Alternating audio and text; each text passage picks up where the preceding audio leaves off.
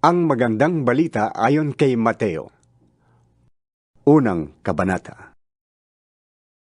Ito ang talaan ng mga ninuno ni Hesukristo na mula sa angkan ni David, na mula naman sa lahi ni Abraham. Si Abraham ang ama ni Isaac. Si Isaac ang ama ni Jacob, na ama ni Juda, at ng kanyang mga kapatid. Naging anak naman ni Juda kay Tamar, sina Fares at Zara. Si Fares ang ama ni Esrom, at si Esrom ang ama ni Aram. Si Aram ang ama ni Aminadab. Si Aminadab ang ama ni Naason, na ama naman ni Salmon. Naging anak ni Salmon kay Rahab si Boaz, at naging anak naman ni Boaz kay Ruth si Obed. Si Obed ang ama ni Jesse, na ama ni Haring David. Naging anak ni David si Solomon, sa dating asawa ni Urias. Si Solomon naman ang ama ni Roboam. Si Roboam ang ama ni Abias, at si Abias ang ama ni Asa. Si Asa ang ama ni Josaphat, at si Josaphat ang ama ni Joram, na siya namang ama ni Ozias. Si Ozias ang ama ni Jotam, na ama ni Akaz, at si Akaz naman ang ama ni Ezekias. Si Ezekias ang ama ni Manases, at si Manases ang ama ni Amos, na ama naman ni Hosias.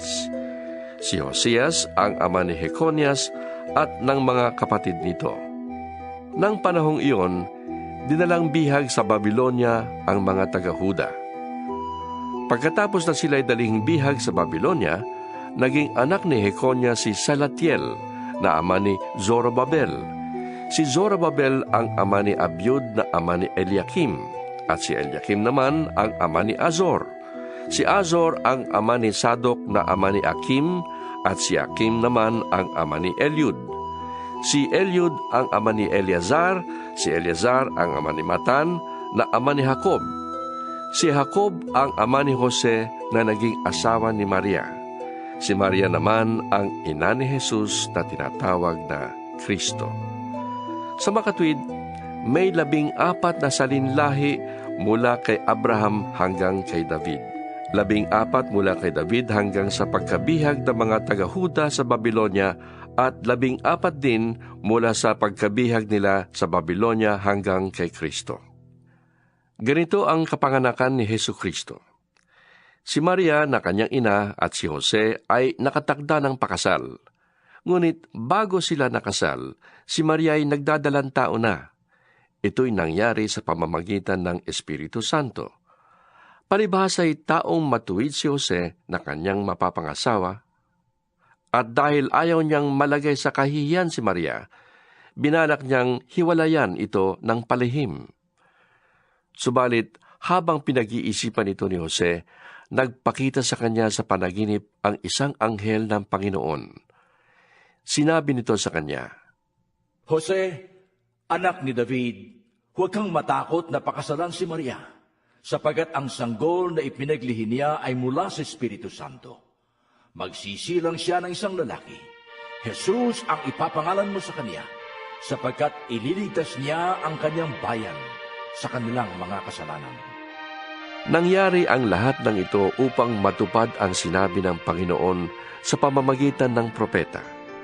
Maglilihi ang isang birhen at magsisilang ng isang lalaki at tatawagin itong Emmanuel, na ang kahulugan ay kasama natin ang Diyos. Pagkagising ni Jose, sinunod niya ang utos ng anghel ng Panginoon at pinakasalan nga niya si Maria. Ngunit hindi sinipingan ni Jose si Maria hanggang nagsilang siya ng isang anak na lalaki. Jesus ang ipinangalan ni Jose sa sanggol. Ikalawang kabanata. Panahon ng paghahari ni Herodes nang isilang si Jesus sa Bethlehem, isang bayan sa lalawigan ng Judea. May ilang pantas noon na dumating sa Jerusalem mula sa silangan. Nagtanong-tanong sila, Nasaan ang ipinanganak na hari ng mga Hudyo? Nakita namin sa silangan ng kanyang tala, kaya't naparito kami upang siya'y sambahin. Nang mabalitaan ito ni Haring Herodes, ay naligalig siya. gayon din ang buong Jerusalem. Kaya't tinipon niya ang lahat ng mga punong pari ng mga Hudyo at mga tagapagturo ng kautusan ng bayan at sila'y tinanong, Saan ba ipapanganak ang Mesiyas? Sa Bethlehem na nasa Judea po, Tugon nila, sapagkat ganito po ang isinulat ng propeta. Ikaw, Bethlehem, sa lupay ng Juda, ay hindi pinakahamak sa mga pangunahing bayan ng Juda, sapagkat sa iyo magmumula ang isang pinuno na mamamahala sa aking bayan Israel. palihim na ipinatawag ni Herodes ang mga pantas at inusisa kung kailan lumitaw ang tala. Pagkatapos, sila ay pinapunta niya sa Bethlehem na ganito ang bilin. Hanapin ninyong mabuti ang sanggol. Kapag nakita niyo siya, ipagbigay alam ninyo sa akin, upang ako malay makasamba rin sa kanya. Pagkarinig sa bilin ng hari, ay lumakad na nga ang mga pantas. Ganun na lamang ang kanilang tuwa nang makita nilang muli ang talang nakita nila sa silangan. Pinangunahan sila nito hanggang sa tumigil ito sa tapat ng kinaroroonan ng bata. Pagpasok sa bahay, nakita nila ang bata sa piling ni Maria na kanyang ina. Nagpatira pa sila at sumamba sa bata. Binuksan nila ang kanilang mga sisidlan at inihandog sa kanya ang dala nilang ginto, insenso at mira. Nang sila'y papauwi na, nakatanggap sila ng babala sa pamamagitan ng panaginip na huwag nang bumalik kay Herodes, kaya't nag-iba na sila ng daan. Pagkaalis ng mga pantas, nagpakita kay Jose sa panaginip ang isang anghel ng Panginoon. Sinabi nito sa kanya, Bumangon ka't dalhin mo agad sa Ehipto ang mag-ina. Hahanapin ni Herodes ang bata upang patayin. Kaya huwag kang aalis doon hanggat hindi ko sinasabi sa iyo. Dali-daling bumangon si Jose at nang gabi ring yun, dinala niya sa Ehipto ang mag-ina. Doon sila nanirahan hanggang sa mamatay si Herodes. Sa gayon, natupad ang sinabi ng Panginoon sa pamamagitan ng propeta. Tinawag ko ang aking anak mula sa Ehipto. Galit na galit si Herodes nang malaman niyang nilinlang siya ng mga pantas. Kaya't ipinapatay niya ang lahat ng batang lalaki sa Bethlehem at sa palibot nito mula sa gulang na 2 taon pababa, batay sa panahong sinabi sa kanya ng mga pantas. Sa gayoy, natupad ang sinabi ni Propeta Jeremias. Narinig sa Rama ang malakas na panagoy. Tinatangisan ni Raquel ang kanyang mga anak. Hindi siya maaliw dahil sa pagkamatay nila. Pagkamatay ni Herodes, nagpakita kay Jose sa Ehipto ang isang anghel ng Panginoon sa pamamagitan ng isang panaginip. Sinabi sa kanya ng anghel, Bumangon ka. Iuwi mo na sa Israel ang mag-ina, sapagkat patay na ang mga nagtatangka sa buhay ng bata. Kaya't bumangon si Jose at iniuwi sa Israel ang mag-ina. Ngunit nang mabalitaan niyang naghahari sa Judea si Arkelao na anak ni Herodes, natakot siyang pumunta roon. At dahil sinabihan siya sa panaginip, sa Galilea sila tumuloy at doon nanirahan sa bayan ng Nazaret. Sa gayon, natupad ang sinabi ng mga propeta tungkol sa Mesiyas. Siya'y tatawaging Nazareno. 3 Kabanata. Nang mga panahong iyon, dumating si Juan na tagapagbautismo sa ilang ng Judea at nagsimulang mangaral. Ganito ang kanyang sinasabi. Pagsisihan na ninyo at talikdan ng inyong mga kasalanan, sapagkat malapit nang maghari ang Diyos. Si Juan ang tinutukoy ni Propeta Isaias nang isulat niya, May isang taong sumisigaw sa ilang, ihanda ninyo ang daranan ng Panginoon. Tuwirin ninyo ang kanyang mga landas. Yari sa balahibo ng kamelyo ang damit ni Juan at balat ng hayop ang kanyang pinakasinturon. Ang kanya namang pagkain ay balang at pulot-pukyutan. Dinayo siya ng mga tao mula sa Jerusalem, sa buong Judea at sa magkabilang panig ng Ilog Jordan. Ipinapahayag nila ang kanilang mga kasalanan at sila'y binautismuhan ni Juan sa Ilog Jordan. Nang makita niyang lumalapit din sa kanya ang maraming Pariseo at mga Saduseo upang magpabautismo, sinabi niya sa kanila, Lahi ng mga ulupong! Akala ba ninyo'y makakatakas kayo sa parusa ng Diyos? Patunayan ninyo sa gawa kung talagang nagsisisi na kayo. At huwag ninyong akalain na makakaiwas kayo sa parusa dahil sinasabi ninyong ama ninyo si Abraham. Sinasabi ko sa inyo na kahit sa mga batong ito ay makakalikha ang Diyos ng mga anak para kay Abraham. Nakahanda na ang palakol sa ugat ng mga punong kahoy. Ang bawat punong hindi mabuti ang bunga ay puputulin at itatapon sa apoy. Binabautismuhan ko kayo sa tubig bilang tanda ng inyong pagsisisit pagtalikod sa kasalanan. Ngunit ang darating na kasunod ko, ang magbabautismo sa inyo sa Espiritu Santo at sa apoy. Higit siyang makapangyarihan kaysa akin. Hindi ako karapat-dapat maging tagadalaman lamang ng kanyang sandalyas. Hawak na niya ang kalaykay upang alisin ang dayami. Titipunin niya sa kamalig ang trigo, ngunit ang ipay susunugin sa apoy na di mamamatay kailanman. Dumating si Jesus sa Jordan mula sa Galilea upang magpabautismo kay Juan. Tumutol si Juan, Ako po ang dapat magpabautismo sa inyo. Bakit kayo nagpapabautismo sa akin? Sumagot si Jesus, Hayaan mong ito ang mangyari ngayon, sapagkat nararapat nating tuparin ang lahat ng ipinapagawa ng Diyos. kaya't pumayag na rin si Juan. Nang mabautismohan na si Jesus, agad siyang umahon sa tubig. Nabuksan ang langit at nakita ni Jesus ang Espiritu ng Diyos na bumababang parang isang kalapate at dumapo sa kanya. At isang tinig mula sa langit ang nagsabi, Ito ang minamahal kong anak na lubos kong kinalulugdan. Ika-4 na kabanata. Pagkatapos doon, si Jesus ay dinala ng Espiritu sa ilang upang tuksuhin ng Diablo. Siya ay nag-ayuno sa loob ng 40 araw at 40 gabi, kaya't siya'y nagutom. Dumating ang manunukso at sinabi sa kanya, Kung ikaw ang anak ng Diyos, gawin mong tinapay ang mga batong ito.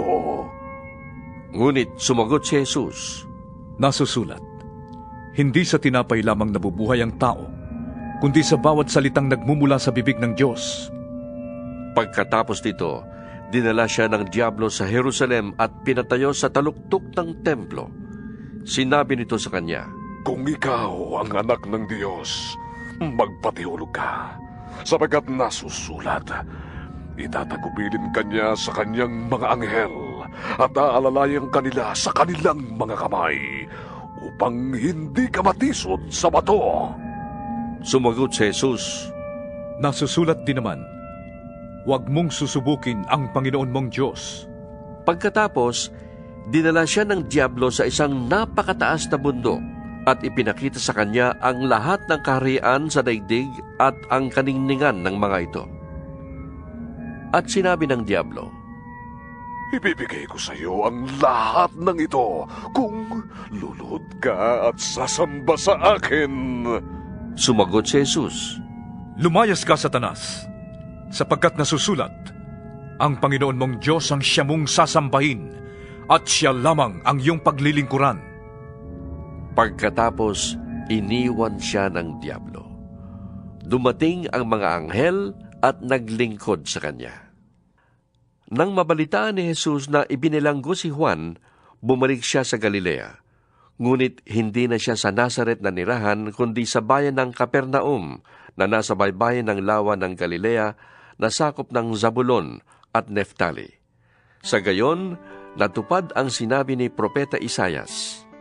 Lupain ng Zabulon at lupain ng Neftali, daan ang papunta sa lawa, sa ibayan ng Jordan, Galilea ng mga Hentil. Ang mga taong nasa kadiliman ay nakakita ng maliwanag na ilaw. Sa mga nakatira sa lilim ng kamatayan ay sumikat ang liwanag. Magmula noon ay nangaral na si Jesus. Sinasabi niya, Pagsisihan ninyo at talikdan ang inyong mga kasalanan, sapagkat malapit nang maghari ang Diyos. Minsan, naglalakad si Jesus sa tabi ng lawa ng Galilea. Nakita niyang naghahagis ng lambat sa dagat ang dalawang mangingisda, si Simon na tinatawag ding Pedro at ang kapatid niyang si Andres. Sinabi ni Jesus sa kanila, Sumunod kayo sa akin, at gagawin ko kayong mangingisda ng mga tao. Noon di iniwan nila ang kanilang mga lambat at sumunod kay Jesus. Nagpatuloy siya ng paglalakad at nakita rin niya ang magkapatid na Santiago at Juan, mga anak ni Zebedeo. Sila'y nasa bangka kasama ng kanilang ama at nag-aayos ng lambat. Tinawag din sila ni Jesus. Agad nilang iniwan ang bangka at ang kanilang ama at sumunod kay Jesus. Nilibot ni Jesus ang buong Galilea. Nagtuturo siya sa mga sinagoga at ipinapangaral ang magandang balita tungkol sa paghahari ng Diyos. Pinagagaling din niya ang lahat ng mga may sakit. Siya'y nabantog sa buong Syria, kaya't dinadala sa kanya ang lahat ng may sakit at mga nahihirapan dahil sa iba't ibang karamdaman, mga sinasaniban ng mga demonyo, mga may epilepsya at mga paralitiko. Silang lahat ay kanyang pinagaling. Dahil dito, sinusundan siya ng napakaraming tao buhat sa Galilea, Decapolis, Jerusalem, Judea at maging sa ibayo ng Jordan. 5 Kabanata. Nang makita ni Jesus ang napakaraming tao, umakyat siya sa bundok. Pagkaupo niya ay lumapit ang kanyang mga alagad at sila'y tinuruan niya ng ganito. Mapalad ang mga taong walang inaasahan kundi ang Diyos, sapagkat mapapabilang sila sa mga pinaghaharian ng Diyos. Mapalad ang mga nagdadalamhati, sapagkat aaliwin sila ng Diyos. Mapalad ang mga mapagpakumbaba, sapagkat tatamuhin nila ang ipinangako ng Diyos. Mapalad ang mga nagmimiting makatupad sa kalooban ng Diyos, sapagkat ipagkakaloob ng Diyos ang kanilang minimithi. Mapalad ang mga mahabagin, sapagkat kahabagan sila ng Diyos. Mapalad ang mga may malinis na puso, sapagkat makikita nila ang Diyos. Mapalad ang mga gumagawa ng paraan para sa kapayapaan, sapagkat sila ituturing ng Diyos na kanyang mga anak. Mapalad ang mga inuusig dahil sa kanilang pagsunod sa kalooban ng Diyos, sapagkat mapapabilang sila sa mga pinaghaharian ng Diyos. Mapalad kayo kapag dahil sa akin ay nilalait kayo ng mga tao, inuusig at pinaparatangan ng lahat ng uri ng kasamaan na pawang kasinungalingan. Magsaya kayo at magalak, sapagkat malaki ang inyong gantimpala sa langit. Gayon din ang ginawa ng mga tao sa mga propetang nauna sa inyo. Kayo'y asin ng sangkatauhan. Subalit kung mawala ng alat ang asin, paanong mapapaalat uli iyon? Wala na yung kabuluhan, kaya't itinatapon na lamang at tinatapakan ng mga tao. Kayo'y ilaw ng daigdig. Hindi ba itatago ang isang lunsod na nakatayo sa ibabaw ng isang burol? Walang taong nagsisindi ng ilaw, at pagkatapos ay inilalagay yon sa ilalim ng takalan. Sa halip, inilalagay yon sa talagang patungan upang matanglawan ang lahat ng nasa bahay. Gayon din naman, dapat ninyong paliwanagin ang inyong ilaw sa harap ng mga tao, upang makita nila ang inyong mabubuting gawa at papurihan ang inyong amang nasa langit. Huwag ninyong akalaing naparito ako upang pawalang bisa ang kautusan at ang mga turo ng mga propeta. Naparito ako hindi upang pawalang bisa ang mga yon, kundi upang tuparin. Tandaan niyo ito, kahit maglaho ang langit at lupa, ang kaliit-litang bahagi ng kautusan ay di mawawalan ng bisa hanggat hindi natutupad ang lahat. Kaya't sino mang sumuway sa kaliit-liitang bahagi nito at magturo ng gayon sa mga tao, ay magiging pinakamababa sa kaharian ng Diyos. Ngunit ang tumutupad ng kautusan at nagtuturo na tuparin nyo ng mga tao, ay magiging dakila sa kaharian ng Diyos. Sinasabi ko sa inyo, kung ang pagsunod ninyo sa kalooban ng Diyos ay tulad lamang ng pagsunod ng mga tagapagturo ng kautusan at mga Pariseo, hindi kayo makakapasok sa kaharian ng Diyos. Narinig ninyong iniutos sa mga tao noong una, huwag kang papatay. Ang sinumang pumatay ay mananagot sa hukuman. Ngunit sinasabi ko naman sa inyo, ang sinumang napupuot sa kanyang kapatid ay mananagot sa hukuman. Ang humahamak sa kanyang kapatid ay mananagot sa Sanhedrin. At sinumang magsabi sa kanyang kapatid, ulul ka, ay nanganganib na maparusahan sa apoy ng impyerno. Kaya't kung naghahandog ka sa altar, at maalala mong may sama ng loob sa iyong kapatid mo, iwan mo muna ang iyong handog sa harap ng altar at makipagkasundo ka sa kanya. Pagkatapos, saka ka magbalik at maghandog sa Diyos. Kung may ibig magsakdal sa iyo, makipag-ayos ka agad sa kanya bago makarating sa hukuman ang inyong kaso. Kung hindi, dadalhin ka niya sa hukom at ibibigay ka nito sa tanod at ikukulong ka naman sa bilangguan. Sinasabi ko sa iyo, hindi ka makakalabas doon hanggat hindi mo nababayaran ang kahuli-hulihang sentimo ng dapat mong bayaran. Narinig ninyo na iniutos noong una, huwag kang mangangalunya. Ngunit sinasabi ko sa inyo, ang sinumang tumingin sa isang babae ng may mahalay na pagnanasa, ay nangangalunya na sa babaeng yon sa kanyang puso. Kung ang isang mata mo ay nagiging sanhi ng iyong pagkakasala, dukitin mo ito at itapon. Mabuti pang mawalan ka ng isang bahagi ng iyong katawan kaysa ang buong mong katawan ang itapon sa impyerno. Kung ang iyong kamay naman ay nagiging sanhi ng iyong pagkakasala, putulin mo ito at itapon. Mabuti pang mawalan ka ng isang bahagi ng iyong katawan kaysa ang buong mong katawan ang itapon sa impyerno. Sinabi rin naman, kapag diniborsyo ng isang lalaki ang kanyang asawa, ito'y dapat niyang bigyan ng katibayan ng diborsyo. Ngunit sinasabi ko sa inyo, kapag diniborsyo ng isang lalaki ang kanyang asawa, maliban kung ito ay nangangalunya, itinutulak niya ang kanyang asawa sa kasalanang pangangalunya. At sino mang mag-asawa sa babaeng hiniwalayan, ay nagkakasala rin ng pangangalunya. Narinig din ninyong iniutos noong una, huwag kang susumpa na walang balak na tuparin ang iyong pangako. Sa halip, tuparin mo ang iyong sinumpaang pangako sa Panginoon. Ngunit sinasabi ko sa inyo, huwag na kayong manunumpa kapag kayo'y nangangako. Huwag ninyong sasabihing, saksi ko ang langit, sapagkat ito'y trono ng Diyos. O kaya'y, saksi ko ang lupa, sapagkat ito'y tuntungan ng kanyang mga paa. Huwag din ninyong sasabihing, saksi ko ang Jerusalem, sapagkat ito'y lunsod ng dakilang hari. Huwag mo ring sabihing, mamatay man ako, sapagkat ni isang buhok sa iyong ulo ay hindi mo kayang paputiin o paitimin. Sabihin mo na lang na, oo, kung oo, at hindi, kung hindi. Sapagkat ang anumang sumpang idaragdag dito ay buhat na sa masama. Narinig ninyong sinabi, mata sa mata at ngipin sa ngipin. Ngunit sinasabi ko sa inyo, huwag ninyong paghihigantihan ang masamang tao.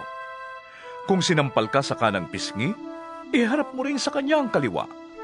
Kung isakdal ka ni naman upang makuha ang iyong baro, ibigay mo sa kanya pati ang iyong balabal. Kung pilitin ka ng manlulupig na pasanin ang kanyang dala ng 1 milya, pasanin mo yon ng 2 milya.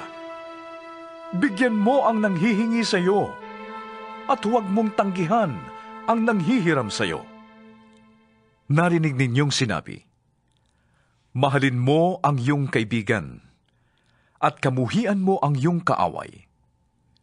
Ngunit ito naman ang sinasabi ko, mahalin ninyo ang inyong mga kaaway, at ipanalangin ninyo ang mga umuusig sa inyo, upang kayo'y maging tunay na mga anak ng inyong amang nasa langit.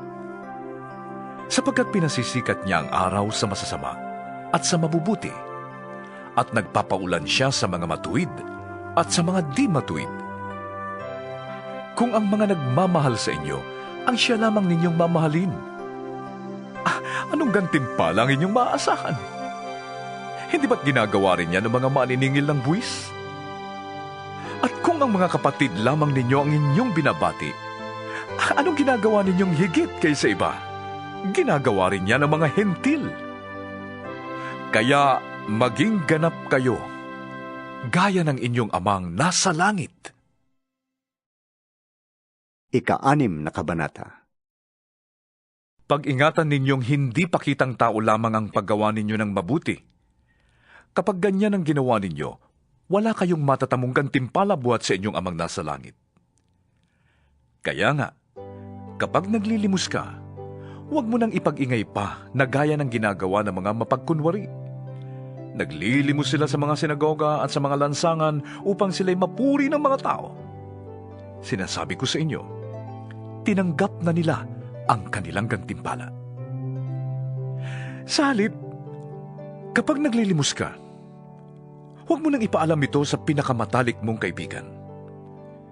Gawin mo ng lihim ang iyong paglilimos, at ang iyong amang nakakakita ng kabutihang ginagawa mo ng lihim, ang siyang magbibigay ng gantimpala sa iyo.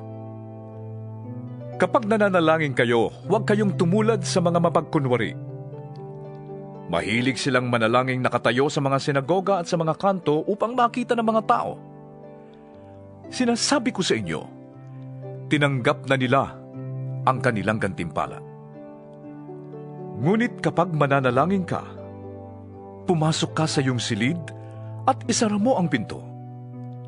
Saka ka manalangin sa iyong amang hindi mo nakikita, at ang iyong amang nakakakita ng ginagawa mo ng lihim ang siyang magbibigay sa iyo ng gantimpala. Sa pananalangin ninyo'y huwag kayong gagamit ng maraming salitang walang kabuluhan, gaya ng ginagawa ng mga hindi nakakakilala sa Diyos. Ang akala nila'y pakikinggan sila ng Diyos dahil sa dami ng kanilang salita. Huwag ninyo silang tutularan. Alam na ng inyong Ama ang inyong kailangan bago pa ninyo ito hingin sa Kanya. Ganito kayo mananalangin. Ama naming nasa langit, sambahin nawa ang pangalan mo. Naway maghari ka sa amin. Sundin nawa ang iyong kalooban dito sa lupa tulad ng sa langit. Bigyan mo kami ngayon ng aming kakainin sa araw-araw, at patawarin mo kami sa aming mga kasalanan, tulad ng pagpapatawad namin sa mga nagkakasala sa amin. At huwag mo kaming hayaang matukso, kundi iligtas mo kami sa masama. Sapagkat kung pinapatawad ninyo ang mga nagkakasala sa inyo, patatawarin din kayo ng inyong Amang nasa langit. Ngunit kung hindi ninyo pinapatawad ang mga nagkakasala sa inyo, hindi rin kayo patatawarin ng inyong Ama. Kapag kayo'y nag-aayuno, huwag kayong magmukhang malungkot na tulad ng mga mapagkunwari. Hindi sila nag-aayos upang malaman ng mga tao na sila'y nag-aayuno. Sinasabi ko sa inyo, tinanggap na nila ang kanilang gantimpala. Sa halip, kapag ikaw ay nag-aayuno, maghilamos ka at mag-ayos ng buhok upang huwag mapansin ng mga tao na ikaw ay nag-aayuno. Ang iyong amang hindi mo nakikita, ang tanging makakaalam nito. Siya na nakakakita ng ginagawa mo ng lihim, ang siyang magbibigay ng gantimpala sa iyo. Huwag kayong mag-impok ng mga kayamanan dito sa lupa. Dito'y may naninirang bukbok at kalawang at may nakakapasok na magnanakaw. Sa halip, mag-impok kayo ng kayamanan sa langit. Dooy walang naninirang bukbok at kalawang, at walang nakakapasok na magnanakaw. Sapagkat kung saan naroroon ang iyong kayamanan, ay naroroon din ang iyong puso. Ang mata, ang pinakailaw ng katawan. Kung malinaw ang iyong paningin, paliliwanagan ang iyong buong katawan. Ngunit kung malabo ang iyong paningin, mapupuno ng kadiliman ang iyong buong katawan. Kaya't kung ang liwanag mo'y kadiliman, talagang napakadilim yan. Walang aliping makakapaglingkod sa dalawang Panginoon sapagkat kapopuotan niya ang isa at iibigin ang ikalawa. Paglilingkuran ng tapat ang isa at hahamakin ang ikalawa. Hindi kayo maaring maglingkod sa Diyos at sa kayamanan. Kaya't sinasabi ko sa inyo, huwag kayong mabalisa tungkol sa inyong kakainin, iinumin o isusuot. Hindi ba't ang buhay ay higit na mahalaga kaysa pagkain at ang katawan kaysa damit? Masdan ninyo ang mga ibon. Hindi sila nagtatanim ni umaani o kaya'y nagtitipon sa kamalig. Ngunit pinapakain sila ng inyong amang nasa langit. Hindi ba't higit kayong mahalaga kaysa mga ibon? Sino sa inyo ang makapagpapahaba ng kanyang buhay kahit kaunti man lamang sa pamamagitan ng kanyang pagkabalisa? At bakit kayo nababalisa tungkol sa pananamit? Isipin ninyo kung paano tumutubo ang mga bulaklak sa parang. Hindi sila nagtatrabaho ni gumagawa ng damit. Ngunit sinasabi ko sa inyo, kahit si Solomon na napakayaman ay hindi nakapagdamit ng singganda ng isa sa mga bulaklak na ito. Kung dinadamitan ng Diyos ang damo sa parang, nabuhay ngayon at kinabukasan ay ginagatong sa kalan, kayo pa kaya? Kay liit ng inyong pananampalataya sa Kanya. Kaya't huwag kayong mag-alalang baka kayo kapusin sa pagkain, inumin o damit. Ang mga taong hindi nakakakilala sa Diyos ang nababahala sa mga bagay na yan. Alam ng inyong amang nasa langit na kailangan ninyo ang lahat ng yan. Salip, ang pagsikapan ninyo ng higit sa lahat ay ang pagharian kayo ng Diyos at mamuhay ng ayon sa Kanyang kalooban. At ibibigay niya sa inyo ang lahat ng inyong kailangan. Kaya nga, huwag ninyong ikabahalang para sa araw ng bukas. Saka na ninyo ito harapin kapag dumating na. Sapat na ang inyong mga suliranin sa bawat araw. Ikapitong Kabanata. Huwag kayong humatol nang kayo'y di hatulan ng Diyos, sapagkat hahatulan kayo ayon sa paghatol ninyo sa iba. Susukatin kayo ayon sa panukat ninyo sa iba. Bakit mo nakikita ang puwing sa mata ng iyong kapatid, ngunit hindi mo pansin ang trosong nasa iyong mata? Paano mong masasabi sa iyong kapatid, halika't aalisin ko ang puwing mo, gayong troso ang nasa mata mo? Mapagkunwari, alisin mo muna ang trosong nasa iyong mata, at sa gayon, makakakita kang mabuti at maaalis mo ang puwing ng iyong kapatid. Huwag ninyong ibigay sa aso ang bagay na banal. Baka pagkatapos ay kayo pang balingan nila at sakmalin. Huwag ninyong ihagi sa baboy ang inyong mga perlas, sapagkat yuyurakan lamang nila ang mga yun. Humingi kayo, at kayo'y bibigyan. Humanap kayo, at inyong matatagpuan. Kumatok kayo, at kayo'y pagbubuksan. Sapagkat tatanggap ang bawat humihingi. Makakakita ang bawat naghahanap, at pagbubuksan ang bawat kumakatok. Bibigyan ba ninyo ng bato ang inyong anak kapag siya'y humihingi ng tinapay? Bibigyan ba ninyo siya ng ahas kapag siya'y humihingi ng isda? Kung kayong masasama ay marunong magbigay ng mabubuting bagay sa inyong mga anak, gaano pa kaya ang inyong amang nasa langit? Bibigyan niya ng mabubuting bagay ang bawat humihingi sa kanya.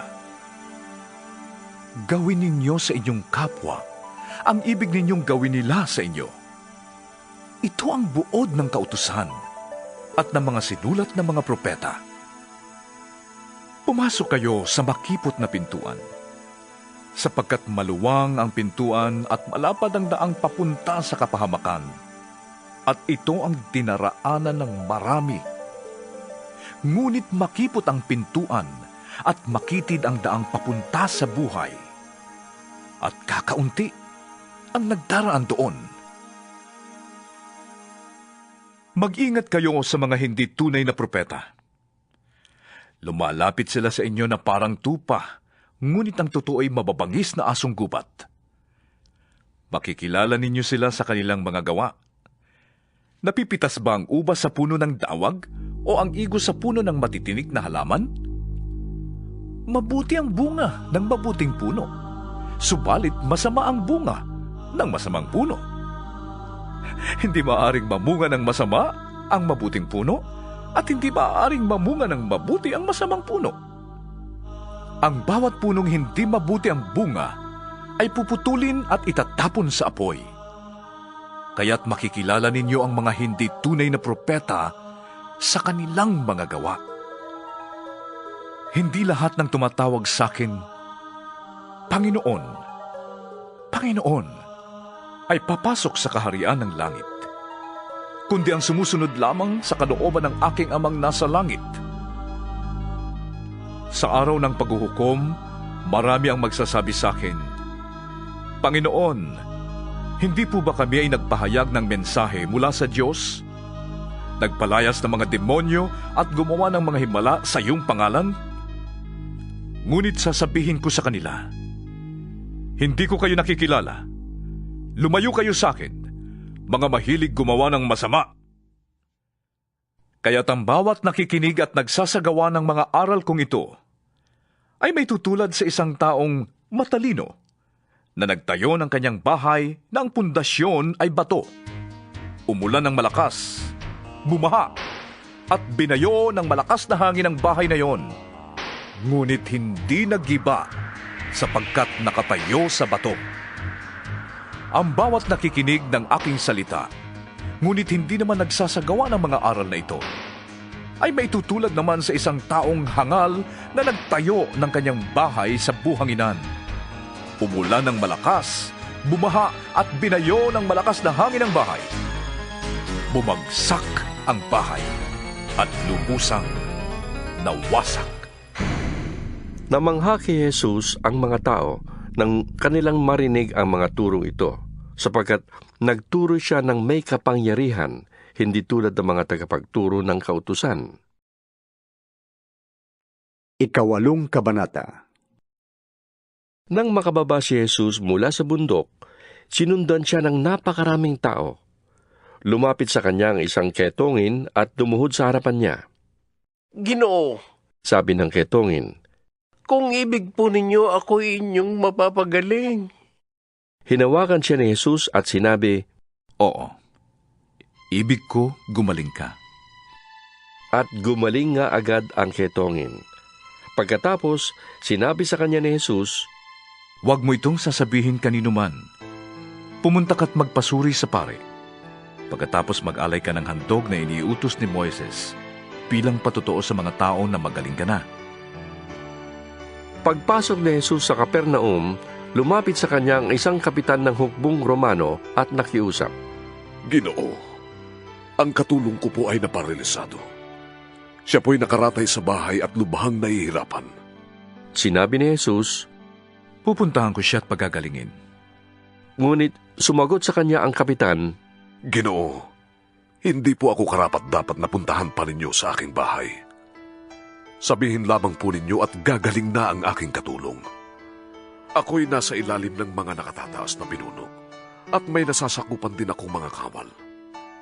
Kapag inutusan ko ang isa, pumunta ka roon at siya'y pumupunta. At ang isa naman, halika at siya'y lumalapit. Kapag sinabi ko sa aking alipin, gawin mo ito, ginagawa nga niya yun. namangha si Jesus nang marinig ito at sinabi niya sa mga taong sumusunod sa kanya, Sinasabi ko sa inyo, hindi pa ako nakakita ng ganito kalaking pananampalataya maging sa buong Israel man. Tandaan ninyo, marami ang darating buhat sa silangan at sa kanluran at dudulog sa hapag na kasalo ni na Abraham, Isaac at Jacob sa kaharian ng langit. Ngunit ang mga taong dapat sana'y kasama sa kaharian ay itatapon sa kadiliman. Mananangis sila doon at magngangalit ang kanilang mga ngipin. At sinabi ni Jesus sa kapitan, Umuwi ka na. Mangyayari ang hinihiling mo ayon sa iyong pananampalataya. Noon din ay gumaling ang katulong ng kapitan. Pumunta si Jesus sa bahay ni Pedro at nakita niya ron ang biyanan nito na nakaratay at nilalagnat. Hinawakan ni Jesus ang kamay ng babae at ito'y gumaling agad, umangon at naglingkod sa kanya. Nang gabing yon, dinala kay Jesus ang maraming sinasaniban ng mga demonyo. Sa isang salita lamang ay pinalayas niya ang masasamang espiritu at pinagaling ang lahat ng may karamdaman. Ginawa niya ito upang matupad ang sinabi ni Propeta Isayas. Kinuha niya ang ating mga kahinaan. Pinagaling ang ating mga karamdaman. Nang makita ni Jesus ang maraming tao sa kanyang paligid, iniutos niya sa mga alagad na maghandang tumawid sa kabilang ibayo.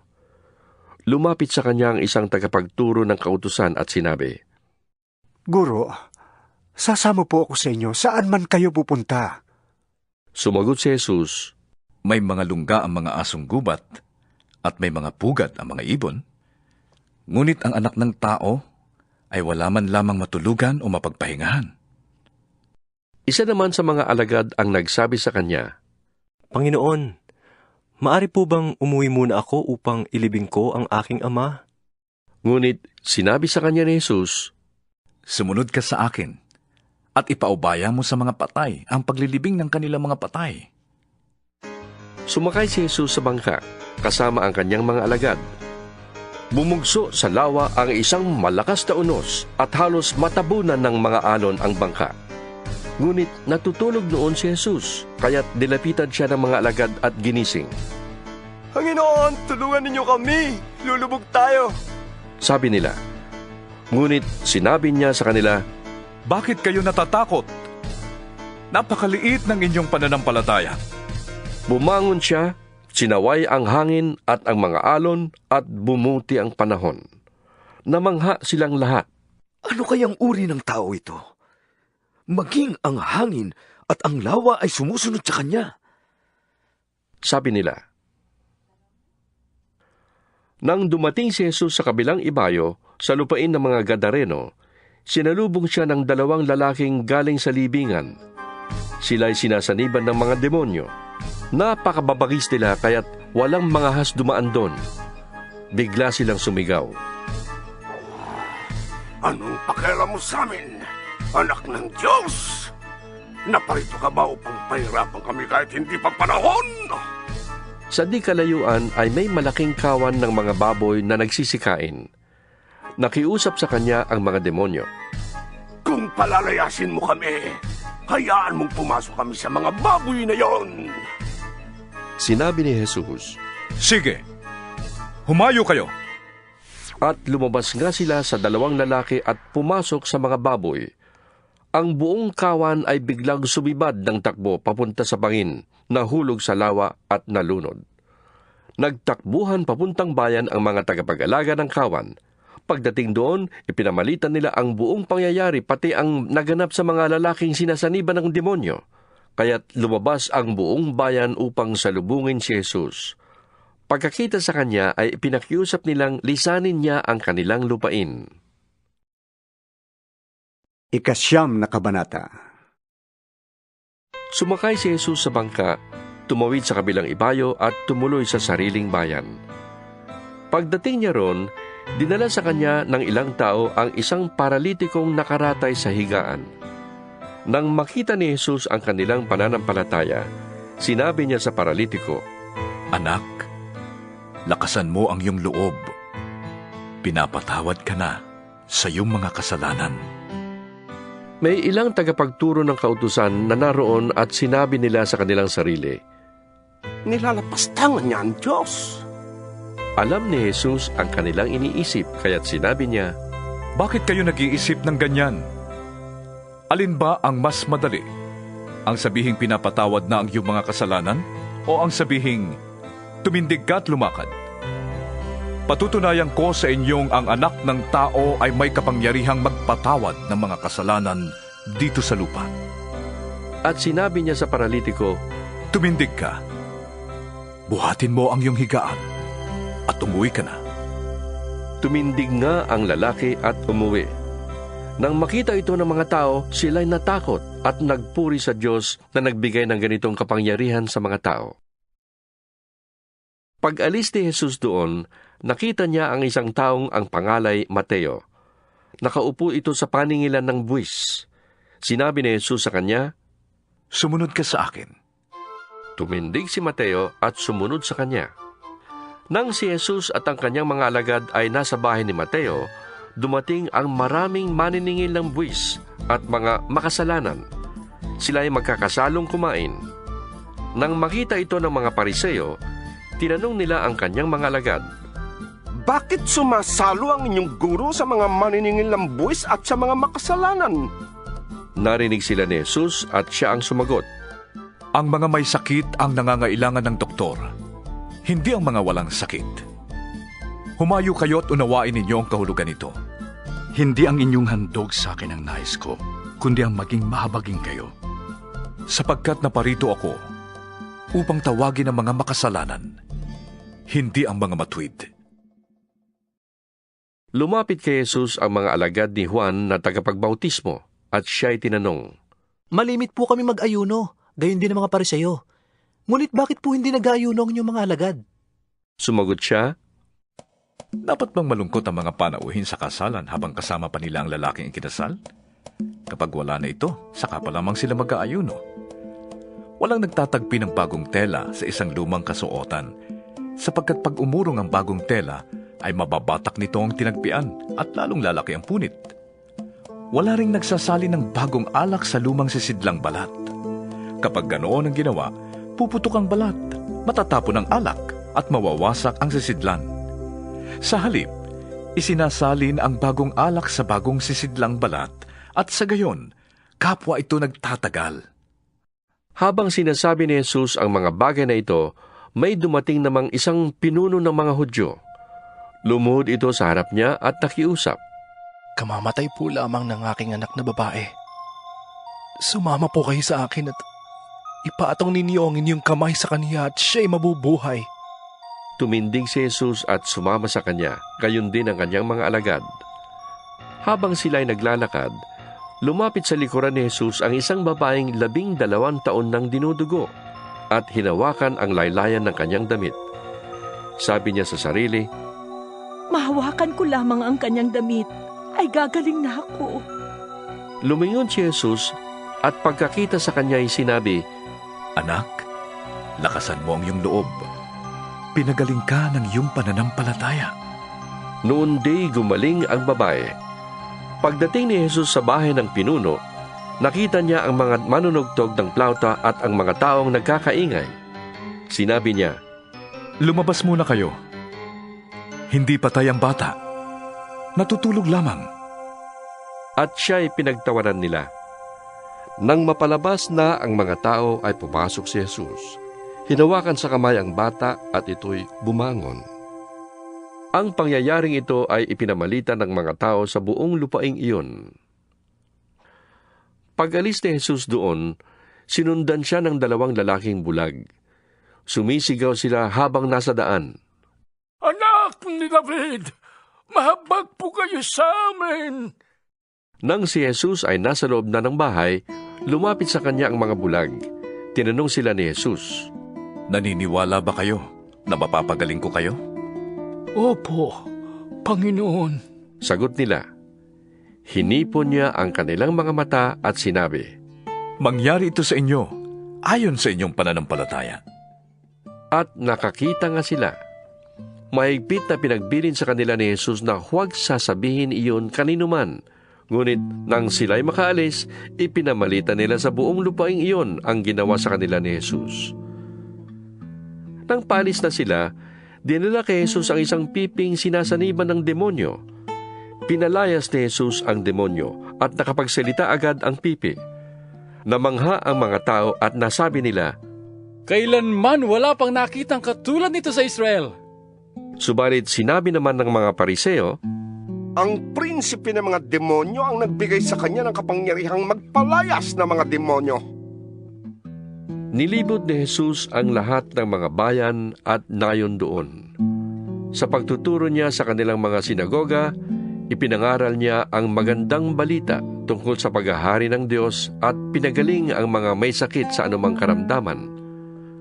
Nang makita niya ang napakaraming tao, nahabag siya sa kanila sapagkat sila'y nanlulupaypay at litong-lito parang mga tupang walang pastol. Kaya't sinabi niya sa kanyang mga alagad, Sagana ang aanihin, ngunit kakaunti ang mag-aani. Idalangin ninyo sa may-ari ng aanihin na magpadala ng mga mag-aani. 10 Kabanata.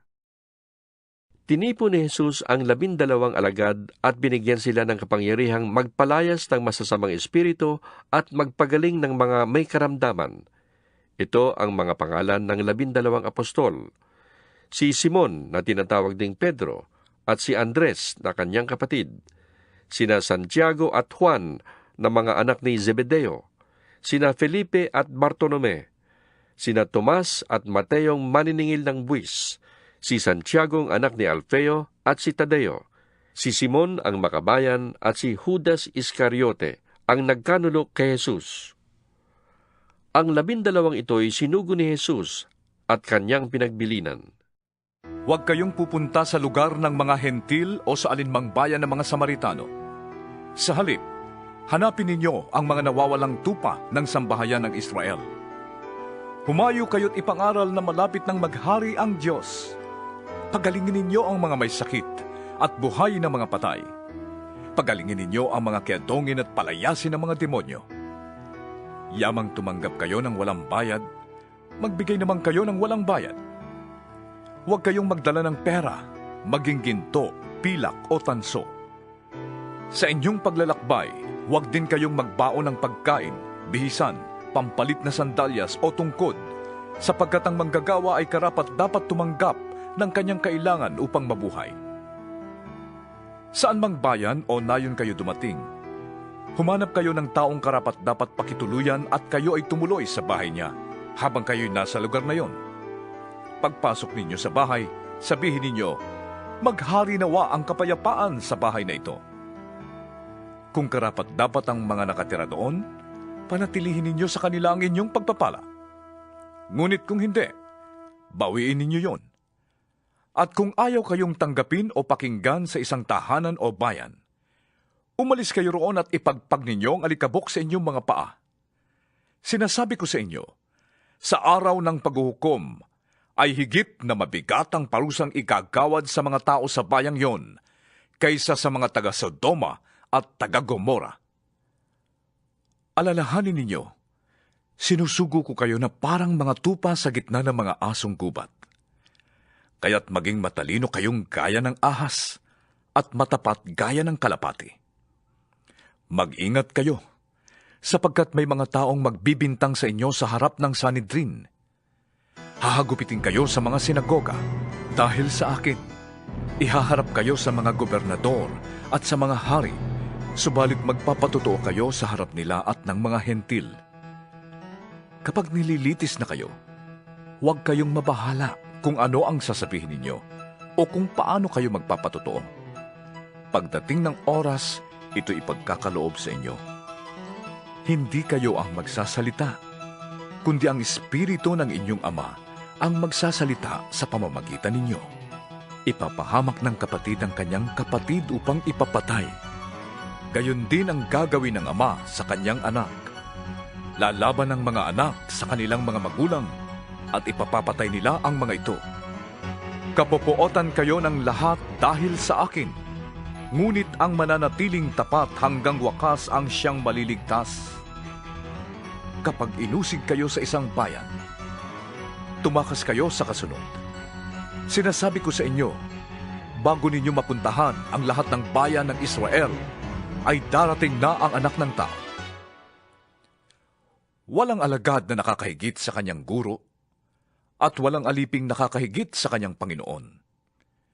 Sapat nang matulad ang alagad sa kanyang guro, at ang alipin sa kanyang Panginoon. Kung ang ama ng sambahayan ay tinawag nilang Beelzebul, lalo na nilang lalaitin ang kanyang mga kasambahay. Kaya huwag kayong matakot sa kanila. Walang natatago na di malalantad at walang nalilihim na di mabubunyag. Ang sinasabi ko sa inyo sa dilim ay ulitin ninyo sa liwanag, at ang ibinubulong sa inyo ay inyong ipagsigawan. Huwag ninyong katakutan ang pumapatay ng katawan, ngunit hindi naman nakakapatay ng kaluluwa. Sa halip, ang katakutan ninyo ay ang Diyos na nakakalipol ng kaluluwa at katawan sa impyerno. Hindi ba't ipinagbibili sa halagang 1 pera ang 2 maya? Gayunman kahit isa sa kanila'y hindi nahuhulog sa lupa kung hindi kalooban ng inyong Ama. At kayo, maging ang buhok ninyo'y bilang niyang lahat. Kaya huwag kayong matakot.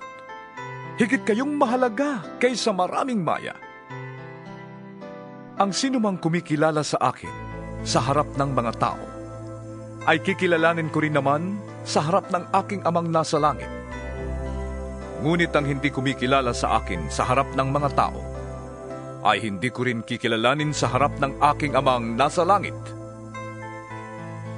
Huwag ninyong isiping naparito ako upang magdala ng kapayapaan sa lupa. Naparito ako upang magdala ng tabak, hindi kapayapaan. Naparito ako upang paglabanin ang anak na lalaki at ang kanyang ama, ang anak na babae at ang kanyang ina, at ang manugang na babae at ang kanyang biyanang babae. At ang magiging kaaway ng isang tao ay ang kanya na ring mga kasambahay. Ang umiibig sa kanyang ama o ina ng higit sa akin ay hindi karapat-dapat sa akin. At ang umiibig sa kanyang anak ng higit sa akin ay hindi karapat-dapat sa akin. Ang ayaw magpasa ng kanyang krus at sumunod sa akin ay hindi karapat-dapat sa akin. Ang nagsisikap na mapanatili ang kanyang buhay ay siyang mawawalan nito. Ngunit mapapanatili ito ng taong handang mawalan ng buhay dahil sa akin. Ang tumatanggap sa inyo ay tumatanggap sa akin. At ang tumatanggap sa akin ay tumatanggap sa nagsugo sa akin. Ang tumatanggap sa isang propeta, dahil sa siya'y propeta ay tatanggap ng gantimpalang nauukol sa propeta. At ang tumatanggap sa isang taong matuwid, dahil sa siya'y matuwid, ay tatanggap ng gantimpalang nauukol sa taong matuwid. Sino mang magbigay ng kahit isang basong tubig na malamig sa isa sa mga hamak na ito, dahil sa siya'y alagad ko, ay tiyak na tatanggap ng gantimpala. 11 kabanata. Pagkatapos ng mga tagubiling ito sa kanyang 12 alagad, umalis si Jesus upang magturo at mangaral naman sa mga bayang malapit doon. Nakabilanggo na noon si Juan na tagapagbautismo. Nabalitaan niya ang mga ginagawa ni Kristo kaya't nagsugo siya ng kanyang mga alagad upang itanong, Kayo po bang ipinangakong darating? O maghihintay pa kami ng iba? Sumagot si Jesus, Bumalik kayo kay Juan at sabihin ninyo sa kanya ang inyong naririnig at nakikita. Nakakakita ang mga bulag. Nakakalakad ang mga pilay. Gumagaling ang mga ketongin. Nakakarinig ang mga bingi. Muling nabubuhay ang mga patay. At ipinapangaral sa mga dukha ang magandang balita. Mapalad ang taong hindi nag-aalinlangan sa akin. Nang paalis na ang mga alagad ni Juan, nagsalita si Jesus sa mga tao tungkol kay Juan. Bakit kayo nagpunta sa ilang? Ano ang ibig niyong makita? Isa bang tambo na inuugoy ng hangin? Bakit kayo pumunta sa ilang? Para makita ang isang taong may maringal na kasuotan? Ang mga nagdaramit ng ganyan ay nasa palasyo ng mga hari. Ano nga ba ang ibig niyong makita? Isang propeta? Oo, siya'y propeta. At sinasabi ko sa inyo, higit pa siya sa propeta. Sapagkat si Juan ang tinutukoy ng kasulatan. Narito ang aking sugo na mauuna sa iyo. Iyahanda niya ang iyong daraanan. Sinasabi ko sa inyo, higit na dakila si Juan na tagapagbautismo kaysa sinumang isinilang sa daigdig. Ngunit ang pinakahamak sa mga pinaghaharian ng Diyos ay mas dakila kaysa kanya. Mula nang mangaral si Juan na tagapagbautismo hanggang ngayon, ang kaharian ng Diyos ay sapilitang pinapasok ng mga taong mararahas. Sapagkat hanggang sa dumating si Juan, ang mga propeta at ang kautusan ay nagpahayag tungkol sa paghahari ng Diyos. Kung naniniwala kayo sa pahayag na ito, si Juan na nga ang Elias na ipinangakong darating. Ang mga may pandinig ay makinig. Saan ko ihahambing ang mga tao sa panahong ito? Ang katulad nila ay mga batang nakaupo sa plaza at sumisigaw ng ganito sa kanilang mga kalaro. Tinugtugan namin kayo ng plauta, ngunit ayaw ninyong sumayaw. Umawit kami ng awit ng pagluluksa, ngunit ayaw ninyong tumangis.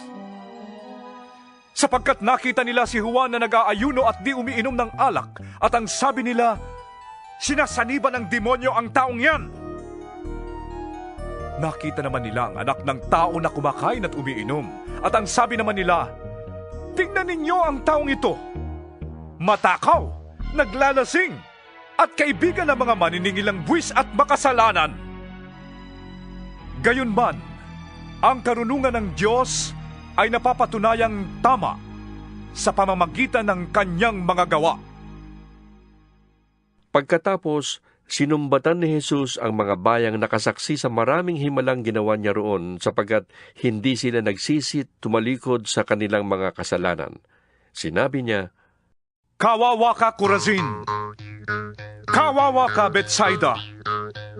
Sapagkat kung sa Tiro at Sidon ginawa ang mga himalang ginawa sa inyo, malao na sanang nagdamit ng sako at naupo sa abo ang mga taga roon bilang tanda ng kanilang pagsisisi. Ngunit sinasabi ko sa inyo, sa araw ng paghuhukom ay mas mabigat na parusa ang sasapitin ninyo kaysa sa mga taga-Tiro at taga-Sidon.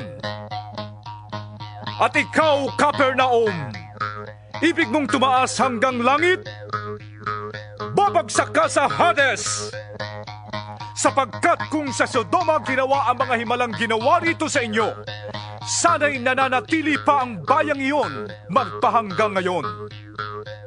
Ngunit sinasabi ko sa inyo, sa araw ng paghuhukom, ay mas mabigat na parusa ang daranasin ninyo kaysa sa mga taga-Sodoma. Nang panahong iyo'y sinabi ni Jesus, Ama, Panginoon ng langit at lupa, salamat sa iyo sapagkat inilihim mo ang mga bagay na ito sa marurunong at matatalino at inihayag mo naman sa mga may kalooban tulad ng sa bata. Oo, Ama, sapagkat ganoon ang nais mo. Ibinigay na sa akin ng aking ama ang lahat ng bagay. Walang nakakakilala sa anak kundi ang ama. At walang nakakakilala sa ama kundi ang anak. At sa kanila na pinili ng anak na pagpahayagan niya. Lumapit kayo sa akin, kayong lahat na nahihirapan at nabibigatan sa inyong pasanin. At kayo'y bibigyan ko ng kapahingahan. Pasanin ninyo ang aking pamatok at tanggapin ninyo ang aking mga itinuturo, sapagkat ako'y maamo at mababa ang loob. Matatagpuan ninyo sa akin ang kapahingahan, sapagkat madaling dalhin ang aking pamatok, at magaan ang pasaning ibinibigay ko sa inyo. 12 kabanata. Isang araw ng pamamahinga, naparaan sina Jesus sa triguhan. Nagugutom ang kanyang mga alagad noon, kaya't sila'y kumuha ng mga butil ng trigo at kumain yun. Nang makita ito ng mga Pariseo, sinabi nila sa kanya, Tignan mo ang ginagawa ng iyong mga alagad. Bawal yan kung araw ng pamamahinga. Sumagot si Jesus, Hindi ba ninyo nabasa ang ginawa ni David nang magutom siya at ang kanyang mga kasama? Pumasok siya sa bahay ng Diyos, kumain ng tinapay na handog, at pinakain din niya ang kanyang mga kasama. Labag sa kautusan ang ginawa nila, sapagkat ang mga pari lamang ang may karapatang kumain yon. Hindi ba niyo nababasa sa kautusan na tuwing araw ng pamamahinga, ang mga pari ay may ginagawa sa templo na bawal gawin sa araw na yon? Gayon may hindi sila nagkakasala. Sinasabi ko sa inyo, may isang naririto na higit na dakila kaysa templo. Kung nauunawaan lamang ninyo ang kahulugan ng mga salitang ito. Hindi ang inyong handog sa akin ang nais ko, kundi ang maging mahabagin kayo. Hindi sana ninyo hinatulan ang mga walang sala. Ang araw ng pamamahinga ay nasa ilalim ng kapangyarihan ng anak ng tao. Pagkaalis ni Jesus sa pook na yon, pumasok siya sa sinagoga. May isang lalaki roong paralisado ang isang kamay. Naroon din ang ilang taong naghahanap ng pagkakataong maparatangan si Jesus. Kaya tinanong nila si Jesus, Naaayon ba sa kautusan na magpagaling kung araw ng pamamahinga? Sumagot siya, Kung kayo'y may tupang nahulog sa balon sa araw ng pamamahinga, hindi ba niyo ito iaahon? Higit na mahalaga ang isang tao kaysa isang tupa. Kaya't naaayon sa kautusan ang gumawa ng mabuti sa araw ng pamamahinga. Pagkatapos, sinabi ni Jesus sa lalaki, Iunat mo ang iyong kamay. Iniunat nga ng lalaki ang kanyang kamay at ito'y gumaling gaya ng kabilang kamay. Umalis naman ang mga Pariseyong naroroon at nag-usap-usap kung paano nila maipapapatay si Jesus. Alam ito ni Jesus, kaya't umalis siya roon. Maraming sumunod sa kanya at pinagaling niya ang lahat ng may sakit. Ngunit mahigpit niyang pinagbilin na huwag nilang ipamamalita kung sino siya. Nangyari ito upang matupad ang sinabi ni Propeta Isaias. Naririto ang lingkod kong itinangi at hinirang. Iniibig ko ng labis at lubos na kinalulugdan. Ang banal kong espiritu sa kanya'y ibibigay. At doon sa mga bansa, ang hatol ko'y kanyang isasaysay. Hindi nakikipagtalo, mahinahong kung mangusap. Kung siya ay magsalita, sa lansangay di malakas. Hindi sa puputol ng tambong nakahapay, na hindi rin papatayin umaandap na ilawan. Hanggang itong katarungay mapairal niyang ganap. Pag-asa ng mga hentil ay sa kanya ilalagak. Dinala noon kay Jesus ang isang lalaking bulag at pipi na sinasaniban ng demonyo. Pinagaling siya ni Jesus kaya't siya ay nakakita at nakapagsalita. Namangha ang lahat at sinabi nila, "Ito na kaya ang anak ni David?"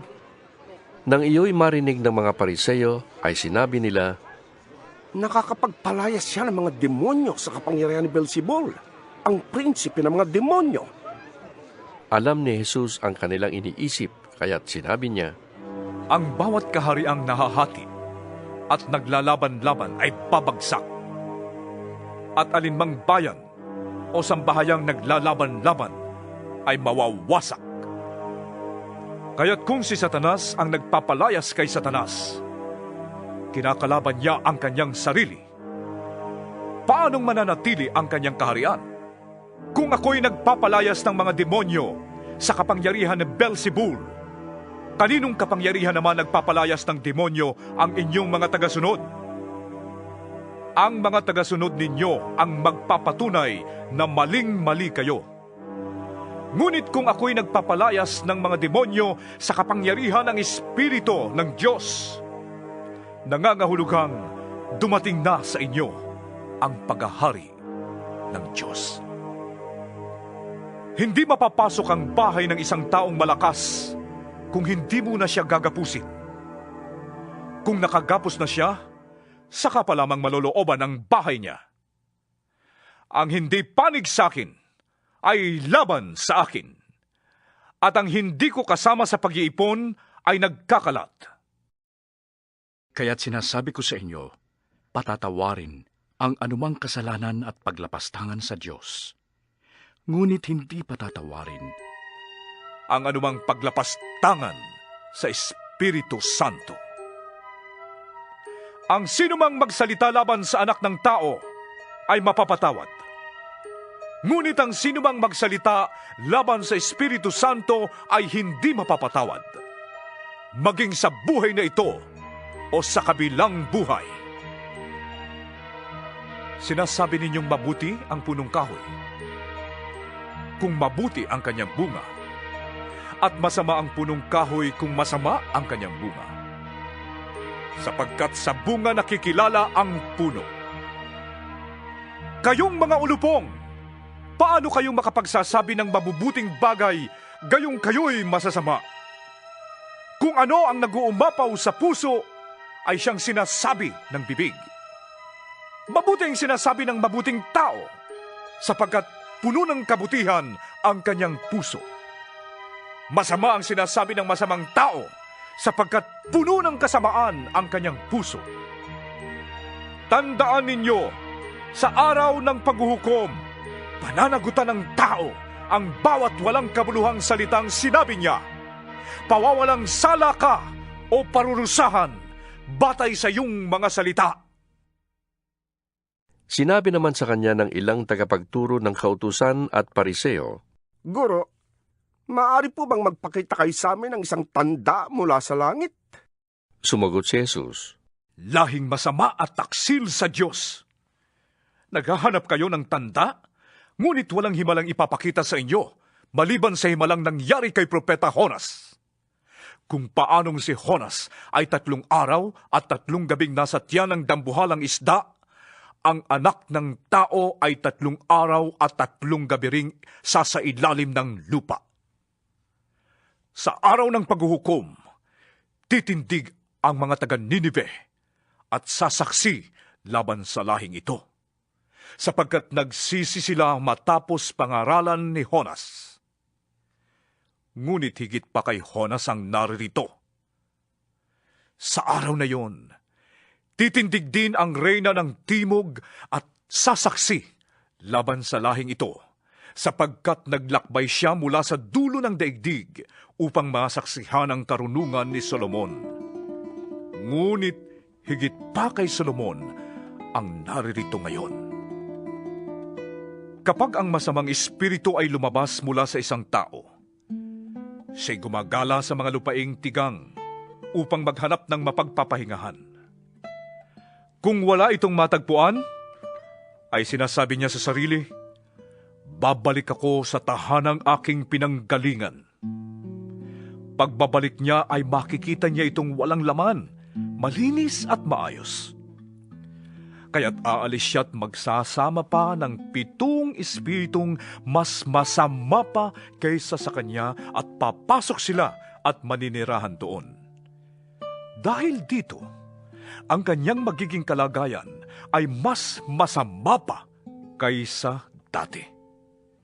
Ganyan ang mangyayari sa masamang lahing ito. Habang si Jesus ay nangangaral, dumating ang kanyang ina at mga kapatid. Naghihintay sila sa labas at ibig siyang makausap. May nagsabi kay Jesus, "Nasa labas po ang inyong ina at mga kapatid. Ibig nila kayong makausap." Ngunit sinabi niya, "Sino ang aking ina? At sino-sino ang aking mga kapatid?" Itinuro niya ang kanyang mga alagad at sinabi, "Ito ang aking ina at mga kapatid. Sapagkat ang sino mang sumusunod sa kalooban ng aking amang nasa langit, yun ang aking mga kapatid at ina." 13 kabanata. Noon ding araw na iyon, si Jesus ay lumabas ng bahay at naupo sa tabi ng lawa. Dahil sa dami ng taong lumalapit sa kanya, sumakay siya sa isang bangka at doon naupo. Tumayo naman sa tabing dagat ang mga tao at sila'y tinuruan niya ng maraming bagay sa pamamagitan ng mga talinhaga. Ganito ang sinabi niya, "May isang magsasakang lumabas upang maghasik. Sa kanyang paghasik ay may binhing nalaglag sa tabi ng daan. Dumating ang mga ibon at tinuka ang mga iyon. May binhi namang nalaglag sa mabatong lupa. Dahil manipis lang ang lupa roon, sumibol agad ang mga binhing yon. Ngunit natuyo agad ito nang mabilad sa matinding init ng araw. Palibhasa'y mababaw ang ugat. May binhi namang nalaglag sa may matitinik na halaman. Lumago ang mga halamang ito at sinakal ang mga binhing tumubo. Ngunit ang binhing nahasik sa matabang lupa ay namunga. May tig 100, may tig 60, at may tig 30. Ang may pandinig ay makinig." Lumapit ang mga alagad at tinanong si Jesus, "Bakit po ninyo dinadaan sa talinhaga ang inyong pagtuturo sa kanila?" Sumagot siya, "Ipinagkaloob sa inyo na malaman ang mga lihim tungkol sa paghahari ng Diyos. Ngunit hindi ito ipinagkaloob sa kanila, sapagkat ang mayroon ay bibigyan ng higit pa sa kailangan niya." 14 kabanata. Nakarating kay Herodes na pinuno ng Galilea ang balita tungkol kay Jesus, kaya't nasabi niya sa kanyang mga lingkod, "Si Juan na tagapagbautismo yun. Siya'y muling nabuhay, kaya't nakakagawa ng mga himala." Itong si Herodes ang nagpahuli kay Juan.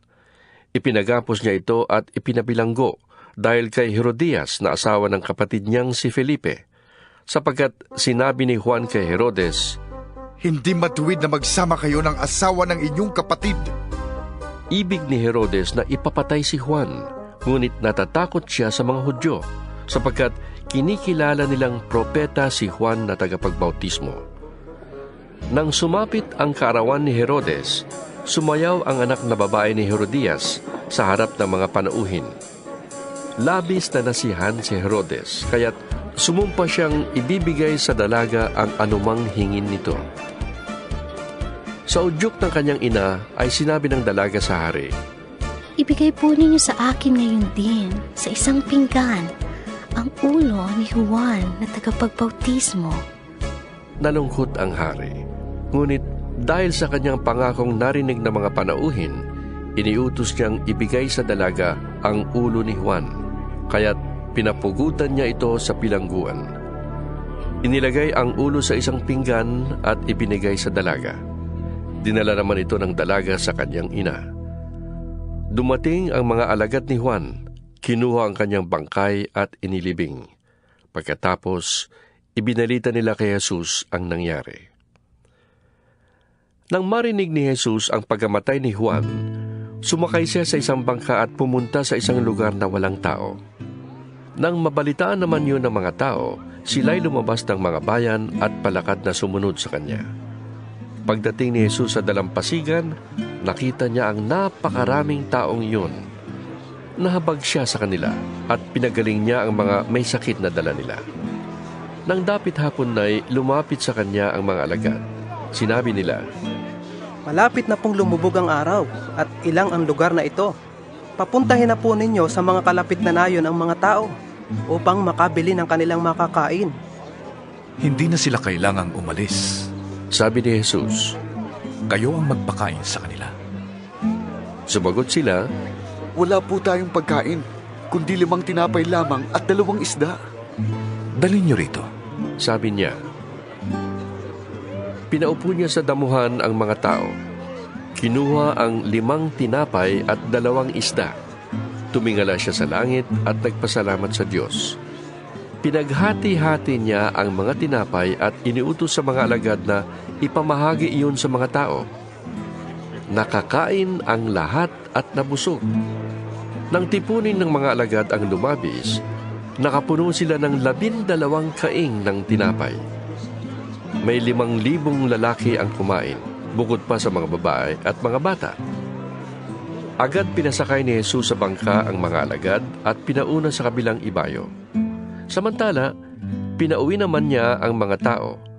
Matapos niyang paalisin ang mga ito, umakyat siya sa bundok upang manalangin. Nag-iisa siyang inabot doon ng gabi. Samantala, ang bangka ay nasa laot na at sinasalpok ng mga alon sapagkat pasalungat sa hangin. Nang madaling araw na'y sumunod sa kanila si Jesus na naglalakad sa ibabaw ng tubig. Kinilabutan sa takot ang mga alagad nang makita nilang may lumalakad sa ibabaw ng tubig. "Multo!" Sigaw nila. Ngunit nagsalita agad si Jesus at sinabi sa kanila, "Huwag kayong matakot! Ako ito!" Sinabi ni Pedro, "Panginoon, kung talagang kayo nga yan, papuntahin ninyo ako sa inyo diyan sa tubig." Sumagot siya, "Halika!" Mula sa bangka, lumakad si Pedro sa ibabaw ng tubig papunta kay Jesus. Ngunit nang mapansin niyang malakas ang hangin, siya'y natakot at nagsimulang lumubog. "Panginoon, sagipin ninyo ako!" Sigaw niya. Agad siyang inabot ni Jesus. "Bakit ka nag-alinlangan? Napakaliit ng iyong pananampalataya," sabi niya kay Pedro. Pagkasakay nila sa bangka, tumigil ang hangin at sinamba siya ng mga nasa bangka. "Tunay nga pong kayo, ang anak ng Diyos," sabi nila. Tumawid sila ng lawa at dumating siya sa baybay ng Genesaret. Si Jesus ay nakilala ng mga taga roon at agad nilang ipinamalita ang kanyang pagdating, kaya't dinala ng mga tao ang lahat ng may sakit sa buong lupaing iyon. Hiniling nila kay Jesus na mahawakan man lamang ng mga may sakit ang laylayan ng kanyang damit. At ang lahat ng gumawa nito ay gumaling. 15 kabanata. Pagkatapos, lumapit kay Jesus ang ilang Pariseo at mga tagapagturo ng kautusan na galing sa Jerusalem at siya'y tinanong nila, "Bakit nilalabag ng mga alagad mo ang mga turong minana natin sa ating mga ninuno? Kumakain sila nang hindi muna naguhugas ng kamay ayon sa paraang ipinag-uutos." Sinagot sila ni Jesus, "Bakit naman ninyo nilalabag ang utos ng Diyos dahil sa inyong minanang mga turo? Sinabi ng Diyos, igalang mo ang iyong ama't ina, at ang lumait sa kanyang ama o ina ay dapat mamatay. Ngunit itinuturo ninyo na kapag sinabi ng isang tao sa kanyang ama o ina, ang anumang maitutulong ko sa inyo ay naihandog ko na sa Diyos. Hindi na niya kailangang tulungan ang kanyang ama. Pinawawalang kabuluhan ninyo ang salita ng Diyos, masunod lamang ninyo ang inyong minanang mga turo. Mga mapagkunwari, tama ang sinabi noon ni Isaias tungkol sa inyo, paggalang na handog sa akin ang bayan ko'y pakunwari lamang, sapagkat sa bibig at hindi sa puso ito bumubukal. Papurit pagsambang ginagawa nila'y walang kabuluhan. Ang turo ng tao'y sinasabi nilang aking kautusan. Pinalapit ni Jesus ang mga tao at sinabi sa kanila, Pakinggan ninyo at unawain ang aking sasabihin. Ang lumalabas sa bibig ng tao, hindi ang pumapasok, ang nagpaparumi sa kanya sa paningin ng Diyos. Pagkatapos, lumapit naman ang mga alagad at sinabi sa kanya, Hindi po ba ninyo alam na nasaktan ang mga Pariseo sa sinabi ninyo? Sumagot siya, Ang bawat halamang hindi itinanim ng aking amang nasa langit ay bubunutin. Hayaan ninyo sila. Sila'y mga bulag na taga-akay ng bulag. At kapag bulag ang umakay sa kapwa bulag, pareho silang mahuhulog sa hukay. Sinabi sa kanya ni Pedro, Ipaliwanag nga po ninyo sa amin ang talinghagang ito. At sinabi niya, Pati ba kayo'y wala ring pangunawa? Hindi ba ninyo nalalaman na anumang pumapasok sa bibig ay tumutuloy sa tiyan at pagkatapos ay itinudumi? Ngunit ang lumalabas sa bibig ay nanggagaling sa puso. Iyan ang nagpaparumi sa tao sa paningin ng Diyos. Sapagkat sa puso nang gagaling ang masasamang kaisipan, pagpatay, pangangalunya, pakikiapid, pagnanakaw, pagiging saksi para sa kasinungalingan, at panimirang puri. Yan ang nagpaparumi sa tao sa paningin ng Diyos. Hindi nagiging marumi ang isang tao kung siya man ay kumain ng hindi muna naguhugas ng kamay sa paraang naayon sa minanang turo. Umalis doon si Jesus at nagpunta sa lupaing malapit sa Tiro at Sidon. Lumapit sa kanya ang isang Kananea na naninirahan doon at sumigaw, Panginoon, anak ni David, mahabag po kayo sa akin. Ang anak kong babae ay sinasaniba ng demonyo at labis na pinapahirapan. Ngunit hindi siya pinansin ni Jesus.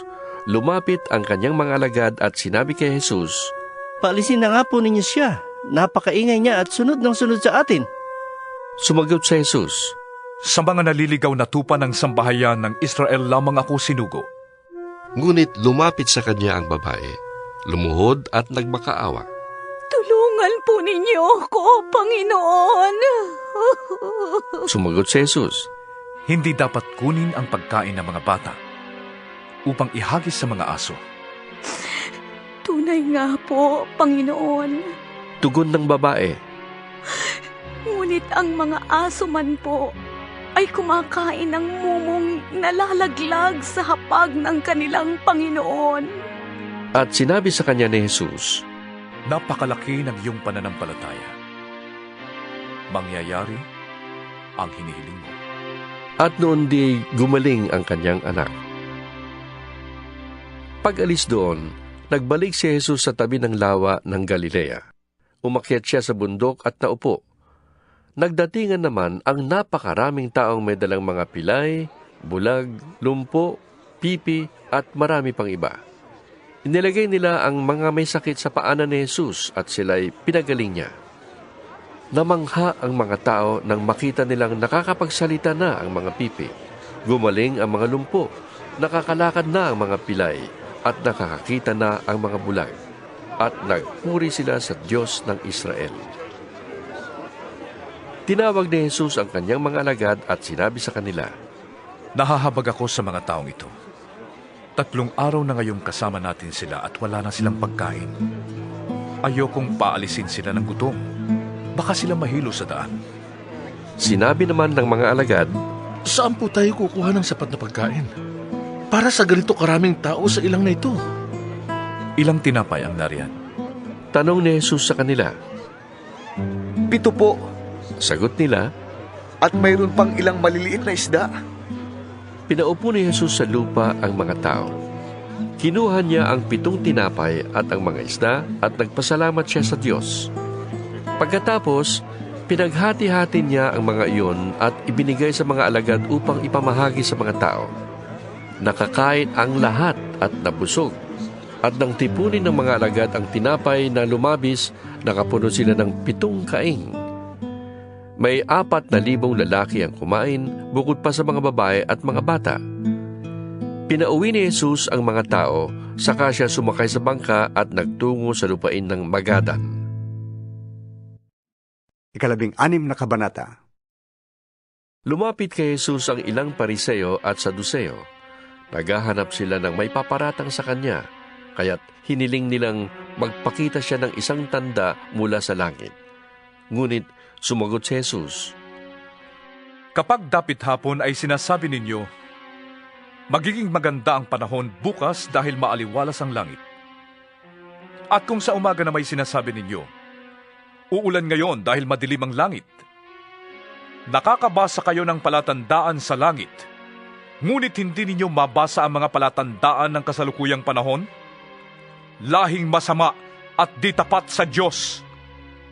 Naghahanap kayo ng tanda, ngunit walang ipapakita sa inyo maliban sa himalang nangyari kay Jonas. At iniwan sila ni Jesus. Nang tumawid sa ibayo ang mga alagad, nakalimutan nilang magdala ng tinapay. Sinabi ni Jesus sa kanila, Mag-ingat kayo sa libadura ng mga Pariseo at mga Saduseo. Nag-usap-usap ang mga alagad. Kasi wala tayong dalang tinapay, kaya sinabi niya yon. Alam ni Jesus ang pinag-uusapan nila kaya't sila'y tinanong, Bakit ninyo pinag-uusapan kayo'y walang dalang tinapay? Napakaliit ng inyong pananampalataya. Wala pa ba kayong pagkaunawa hanggang ngayon? Nakalimutan na ba ninyo kung paanong pinaghati-hati ang 5 tinapay para sa 5,000 tao? Ilang taing na tinapay ang lumabis? Gayon din, ang 7 tinapay para sa 4,000. Ilang kaing na tinapay ang lumabis? Hindi tungkol sa tinapay ang sinasabi ko nang sabihin ko sa inyong mag-ingat kayo sa libadura ng mga Pariseo at mga Saduseo. Hindi ba ninyo maunawaan ito? At naging maliwanag sa kanila na sila'y pinag-iingat niya sa mga turo ng mga Pariseo at mga Saduseo at hindi sa pampaalsang ginagamit sa tinapay.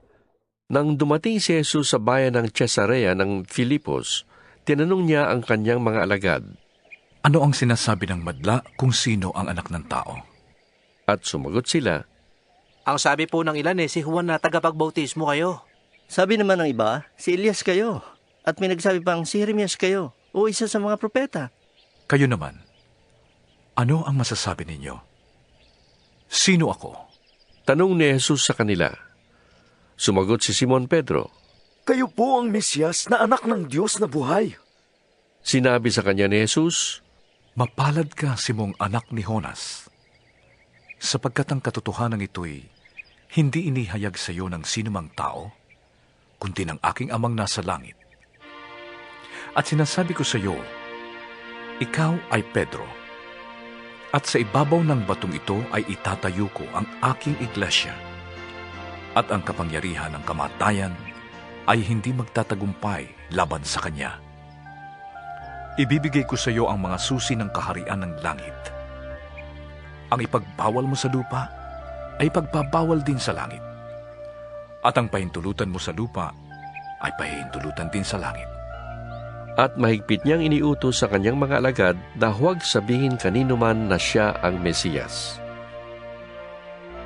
Mula noon ay ipinaalam na ni Jesus sa kanyang mga alagad ang mangyayari sa kanya. Sinabi niya, Dapat akong magtungo sa Jerusalem at magdanas ng maraming hirap sa kamay ng mga pinuno ng bayan, ng mga punong parit, ng mga Hudyo, at ng mga tagapagturo ng kautusan. Ako'y papatayin. Ngunit sa 3 araw, ako'y muling mabubuhay. Niyaya siya ni Pedro sa isang tabi at pinagsabihan, Panginoon, huwag nawang itulot ang Diyos. Hindi po dapat mangyari yan sa inyo.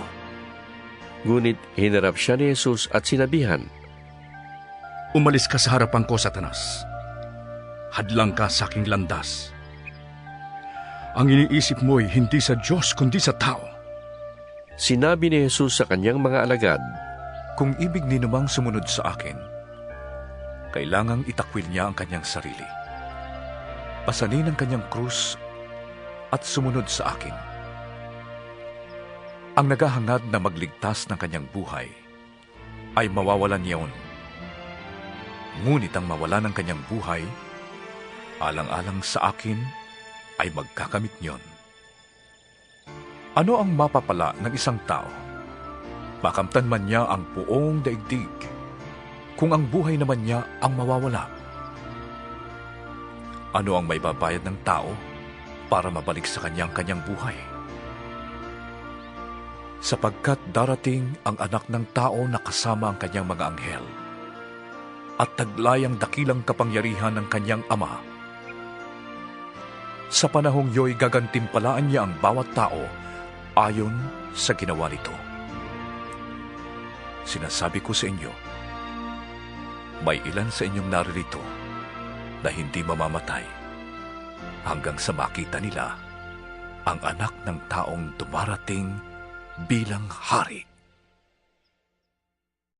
17 kabanata. Pagkaraan ng 6 na araw, isinamin ni Jesus si Pedro at ang magkapatid na Santiago at Juan at sila'y umakyat sa isang mataas na bundok. Habang sila'y naroroon, nakita nilang nagbagong anyo si Jesus. Nagliwanag na parang araw ang kanyang mukha at pumuting parang busilak ang kanyang damit. Nakita na lamang ng 3 alagad sina Moises at Elias na nakikipag-usap kay Jesus. Kaya't sinabi ni Pedro kay Jesus, Panginoon, mabutit naririto tayo. Kung ibig ninyo, gagawa ako ng 3 kubol. Isa para sa inyo, isa para kay Moises, at isa para kay Elias. Habang nagsasalita siya'y nilililiman sila ng nagliliwanag na ulap. Mula rito'y may tinig na nagsabi, Ito ang pinakamamahal kong anak na lubos kong kinalulugdan. Pakinggan ninyo siya. Nang marinig ng mga alagad ang tinig, sila'y natakot ng labis at nagpatira pa. Nilapitan sila ni Jesus at hinawakan. Tumayo kayo, sabi niya. Huwag kayong matakot. Nang tumingin sila ay wala na silang nakita kundi si Jesus. Habang sila'y bumababa sa bundok, iniutos sa kanila ni Jesus, Huwag ninyong sasabihin kanino man ang inyong nasaksihan, hanggat hindi muling nabubuhay ang anak ng tao. Tinanong siya ng mga alagad, Bakit po sinasabi ng mga tagapagturo ng kautusan na dapat munang pumarito si Elias? Sumagot siya, Paparito nga si Elias upang ihanda ang lahat ng bagay. At sinasabi ko sa inyo, pumarito na si Elias, ngunit hindi siya nakilala ng mga tao. At ginawa nila kay Elias ang gusto nila. At tulad ng ginawa sa kanya, pahihirapan din nila ang anak ng tao. Naunawaan ng mga alagad na si Juan na tagapagbautismo ang tinutukoy niya. Pagbabalik nila'y may dinatnan silang maraming tao. Lumapit kay Jesus ang isang lalaki, lumuhod sa harap niya at ang sabi, Ginoo, mahabag po kayo sa anak ko. Siya po'y may epilepsya at lubang nahihirapan kung sinusumpo. Madalas po siyang mabuwal sa apoy o kaya mahulog sa tubig. Dinala ko po siya sa inyong mga alagad, ngunit siya hindi nila mapagaling. Sumagot si Jesus, Mga taong napakasama at walang pananampalataya. Hanggang kailan ako dapat manatiling kasama ninyo? Hanggang kailan ko kayo pagtitiisan? Dalhin ninyo rito ang bata. Inutusan ni Jesus ang demonyo na lumabas sa bata at ang bata'y gumaling agad. Pagkatapos, lumapit ang mga alagad at tinanong si Jesus ng walang ibang nakakarinig, Bakit po hindi namin mapalayas ang demonyo? Sumagot siya, Dahil sa maliit ang inyong pananampalataya. Sinasabi ko sa inyo, kung maging katulad man lamang ng maliit na buto ng mustasa ang inyong pananalig sa Diyos, masasabi ninyo sa bundok na ito, lumipat ka roon, at ito'y lilipat nga. Walang bagay na hindi ninyo magagawa. Nang magkatipon sa Galilea ang mga alagad, sinabi sa kanila ni Jesus, Ang anak ng tao ay pagtataksilan at papatayin, ngunit muling mabubuhay sa 3 araw. At sila'y lubhang nalungkot. Pagdating nila sa Kapernaum, lumapit kay Pedro ang mga maniningil ng buwis para sa templo. Nagbabayad ba ng buwis para sa templo ang inyong guro? Tanong nila. Opo. Sagot ni Pedro, at nang pumasok siya sa bahay, tinanong siya ni Jesus. Ano sa palagay mo, Simon? Sino ang dapat magbayad ng buwis sa hari ng isang bansa? Ang mga mamamayan ba o ang mga dayuhan? Ang mga dayuhan po? Tugon ni Pedro. Sinabi ni Jesus, Kung gayon, hindi dapat magbayad ang mga mamamayan. Gayunman, para wala silang masabi sa atin, pumunta ka sa lawa at mamingwit ka. Kunin mo ang unang isdang mahuli mo, ibuka mo ang bibig niyon, at may makikita kang isang salaping pilak. Kunin mo yon at ibayad mo para sa buwis nating dalawa. 18 kabanata. Nang mga sandaling iyon, lumapit kay Jesus ang mga alagad at nagtanong, Sino pong pinakadakila sa kaharian ng langit?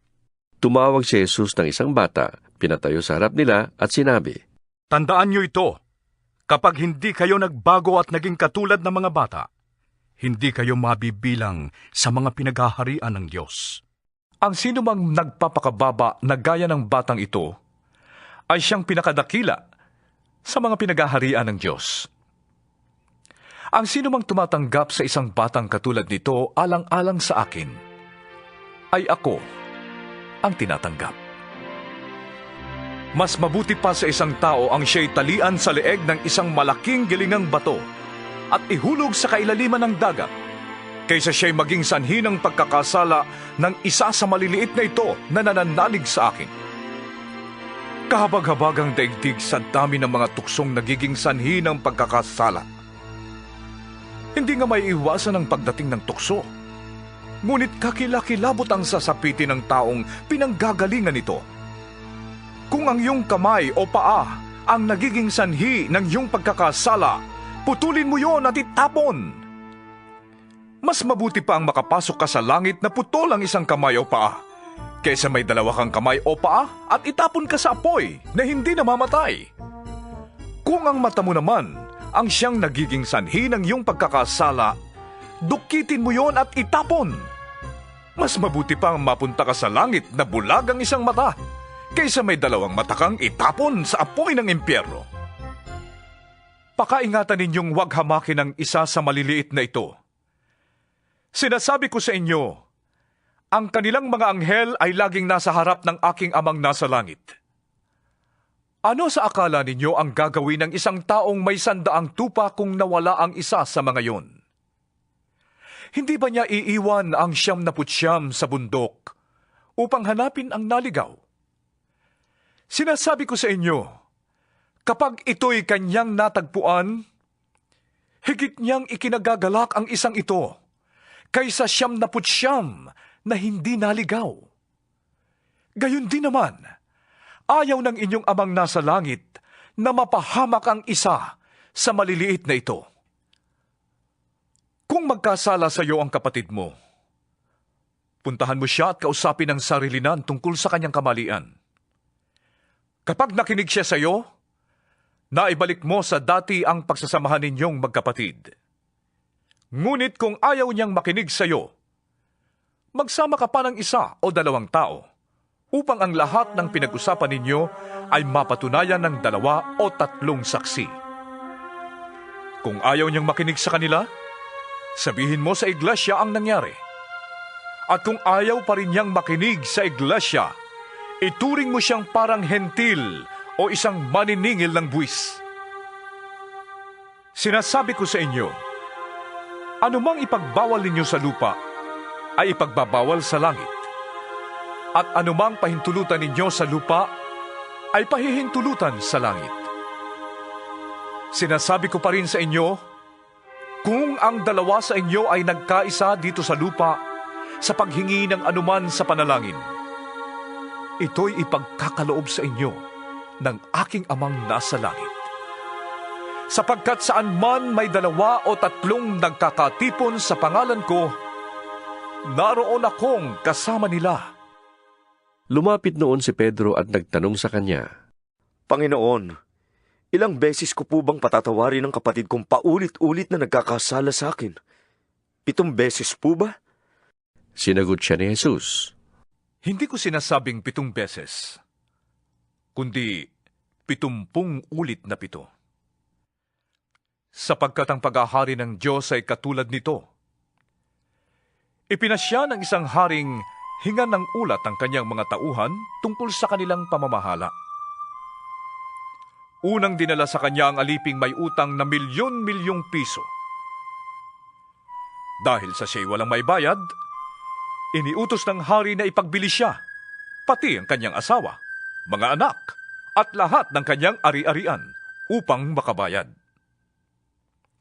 Lumuhod ang taong ito sa harapan ng hari at nagmakaawa. Bigyan pa ninyo ko ng panahon at babayaran ko sa inyo ang lahat.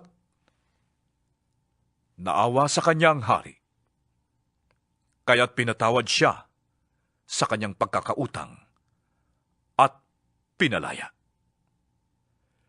Ngunit pagkaalis niya roon, ay nakatagpo niya ang isa niyang kamanggagawa na may utang na 200 piso sa kanya. Sinunggaban niya ito sa leeg, sabay sigaw, "Magbayad ka ng utang mo!" Lumuhod ito at nagmakaawa sa kanya, "Bigyan mo po ako ng panahon at babayaran kita." Ngunit hindi siya pumayag. Sa halip, ito'y ipinabilanggo niya hanggang sa makabayad. Labis na nagdamdam ang ibang mga tauhan ng hari nang malaman yon, kaya't pumunta sila sa hari at isinumbong ang buong pangyayari. Ipinatawag ng hari ang malupit na tauhan. "Ikaw, napakasama mo," sabi niya. "Pinatawad kita sa utang mo sapagkat nagmakaawa ka sa akin. Nahabag ako sa iyo. Hindi ba't dapat ka rin sanang nahabag sa kapwa mo?" At sa galit ng hari, siya'y ipinabilanggo hanggang sa mabayaran ang lahat ng kanyang utang. "Gayon din ang gagawin sa inyo ng aking amang nasa langit, kung hindi ninyo patatawarin ng buong puso ang inyong mga kapatid." 11 na kabanata. Pagkatapos niyang ipangaral ang mga bagay na ito, umalis si Jesus sa Galilea at nagtungo sa lupain ng Judea, sa kabila ng ilog Jordan. Sinundan siya ng napakaraming tao at dooy pinagaling niya ang mga may sakit. May ilang pariseyong lumapit sa kanya at nagtangkang humanap ng may paparatang sa pamamagitan ng tanong na ito. Naayon ba sa kautusan na hiwalayan ng lalaki ang kanyang asawa sa kahit anong dahilan? Sumagot si Jesus, "Hindi pa ba niyo nababasa sa kasulatan na sa pasimulay nilalang ng Diyos ang tao na lalaki at babae? At siya rin ang may sabing, dahil dito'y iiwan ng lalaki ang kanyang ama't ina, at magsasama sila ng kanyang asawa at sila'y magiging isa. Kaya't hindi na sila dalawa, kundi iisa. Ang pinagsama ng Diyos ay huwag paghiwalayin ng tao." Tinanong siya ng mga pariseyo, Kung gayon, bakit inyutos ni Moises na bigyan ng lalaki ang kanyang asawa ng kasulatan ng diborsyo bago niya hiwalayan ito? Sumagot si Jesus, "Ipinahintulot ni Moises na hiwalayan ninyo ang inyong asawa dahil sa katigasan ng inyong ulo. Subalit hindi ganoon sa pasimula. Ito ang sinasabi ko sa inyo. Sino mang lalaking humiwalay sa kanyang asawa at mag-asawa sa iba, ay nagkakasala ng pangangalunya, maliban kung ang asawa niya'y nakiapid sa iba." Sinabi naman ng mga alagad, "Kung ganyan po ang kalagayan ng lalaki sa kanyang asawa, mabuti pang wag na siyang mag-asawa." Sumagot si Jesus, "Hindi lahat ay kayang tumanggap ng aral na ito, kundi sila lamang na pinagkalooban ng Diyos. Sapagkat may iba't ibang dahilan kung bakit may mga lalaking hindi makapag-asawa. Ang ilan, dahil sa kanilang katutubong kalagayan. Ang iba'y nagkaganoon dahil sa kagagawan ng ibang tao. Mayroon namang hindi nag-aasawa alang-alang sa ikauunlad ng paghahari ng Diyos. Ang makakatanggap ng mga salitang ito ay siyang gumawa nito." May nagdala ng mga bata kay Jesus upang ipatong niya sa mga ito ang kanyang kamay at sila'y ipanalangin. Pinagalitan sila ng mga alagad, ngunit sinabi ni Jesus, Hayaan ninyong lumapit sa akin ang mga bata. Huwag niyo silang hadlangan, sapagkat sa mga katulad nila, naghahari ang Diyos. Ipinatong niya sa mga bata ang kanyang kamay at pagkatapos ay umalis na siya. May isa namang lalaking lumapit kay Jesus at nagtanong, Guro, ano pong kabutihan ang dapat kong gawin upang makamtan ko ang buhay na walang hanggan? Sumagot si Jesus, Bakit mo ako tinatanong kung ano ang mabuti? Ang Diyos lang ang mabuti. Kung ibig mong magkamit ng buhay na walang hanggan, sundin mo ang mga utos. Alin sa mga yon? Tanong niya. Sumagot si Jesus, Huwag kang papatay. Huwag kang mangangalunya. Huwag kang magnanakaw. Huwag kang magiging saksi para sa kasinungalingan. Igalang mo ang iyong ama at ina, at ibigin mo ang iyong kapwa, gaya ng pag-ibig mo sa iyong sarili. Sinabi ng binata, Tinutupad ko na po ang lahat ng yan. Ano pa po ang dapat kong gawin? Sumagot si Jesus, Kung ibig mong maging ganap, ipagbili mo ang lahat ng iyong ari-arian, at ipamahagi sa mga tukha ang pinagbilhan, at magkakaroon ka ng kayamanan sa langit. Pagkatapos, bumalik ka at sumunod ka sa akin. Pagkarinig nito, malungkot na umalis ang binata sapagkat siya ay napakayaman. Sinabi ni Jesus sa kanyang mga alagad, Sinasabi ko sa inyo, napakahirap sa mayayaman ang mapabilang sa mga pinaghaharian ng Diyos. At sinasabi ko pa rin, mas madali pang makadaan sa butas ng karayom ang isang kamelyo kaysa mapabilang sa mga pinaghaharian ng Diyos ang isang mayaman.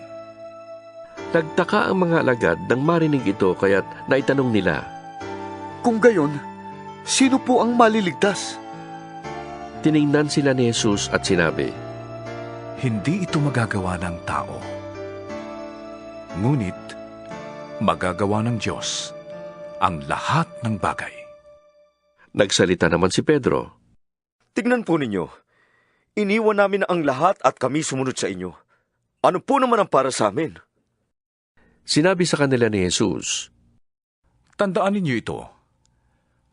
Kapag naghahari na ang anak ng tao sa kanyang maringal na trono sa bagong daigdig, kayong sumunod sa akin ay uupo din sa 12 trono upang mamuno sa 12 lipi ng Israel. Kapag iniwan ni Juan ang kanyang tahanan, mga kapatid na lalaki at babae, ama, ina, mga anak, o mga lupain alang-alang sa akin, ay tatanggap siya ng 100 ibayo at pagkakalooban ng buhay na walang hanggan. Ngunit maraming nauuna na magiging huli at maraming nahuhuli na mauuna. 22 kabanata. Ang paghahari ng Diyos ay maitutulad sa isang may-ari ng ubasan na lumabas ng maagang maaga upang humanap ng manggagawa.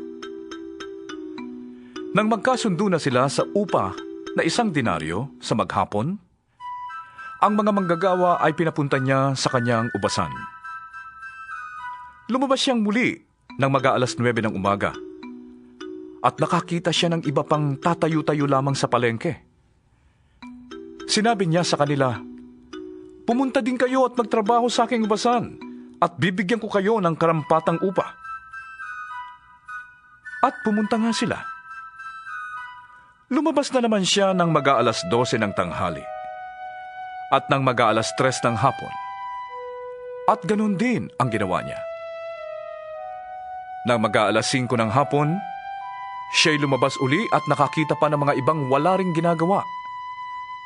Sinabi niya sa kanila, Bakit tatayo-tayo lang kayo dito sa buong maghapon? Kasi po'y walang magbigay sa amin ng trabaho. Sagot nila. At sinabi niya, Kung gayon, pumunta kayo at magtrabaho sa aking ubasan. Nang gumagabi na, sinabi ng may-ari ng ubasan sa kanyang katiwala, Tawagin mo na ang mga manggagawa at bayaran mo sila magmula sa huli hanggang sa unang nagtrabaho. Ang mga nagsimula ng mag-aalas 5 ng hapon ay tumanggap ng tig-1 denaryo. Nang lumapit ang mga nauna, inakala nilang tatanggap sila ng higit doon. Ngunit ang bawat isa'y binayaran din ng tig-1 denaryo. Nang magkagayoy, nagreklamo sila sa may-ari ng ubasan. Sinabi nila, 1 oras lamang gumawa ang mga huling dumating, samantalang maghapon kaming nagtrabaho at nagtiis sa nakakapasong init ng araw. Bakit naman pinagpare-pareho ninyo ang aming upa? Sumagot ang may-ari ng ubasan sa isa sa kanila. Kaibigan, hindi kita dinadaya. Hindi ba't nagkasundo tayo sa 1 denaryo? Kunin mo ang para sa'yo at umalis ka na. Ano sa'yo kung ibig kong bayaran ang nahuli ng tulad ng bayad ko sa'yo? Wala ba akong karapatang gawin sa ari-arian ko ang aking maibigan? Kayo ba'y naiinggit dahil sa ako'y nagmagandang loob sa iba? At sinabi ni Jesus, ang nahuhuli ay mauuna, at ang nauuna ay mahuhuli. Nang nasa daan na sila papuntang Jerusalem, ibinukod ni Jesus ang 12 alagad at sinabi sa kanila, pupunta tayo sa Jerusalem. Dooy ipagkakanulo ang Anak ng Tao sa mga punong pari ng mga Hudyo at sa mga tagapagturo ng kautusan. Siya'y hahatulan ng kamatayan at ibibigay sa mga hentil.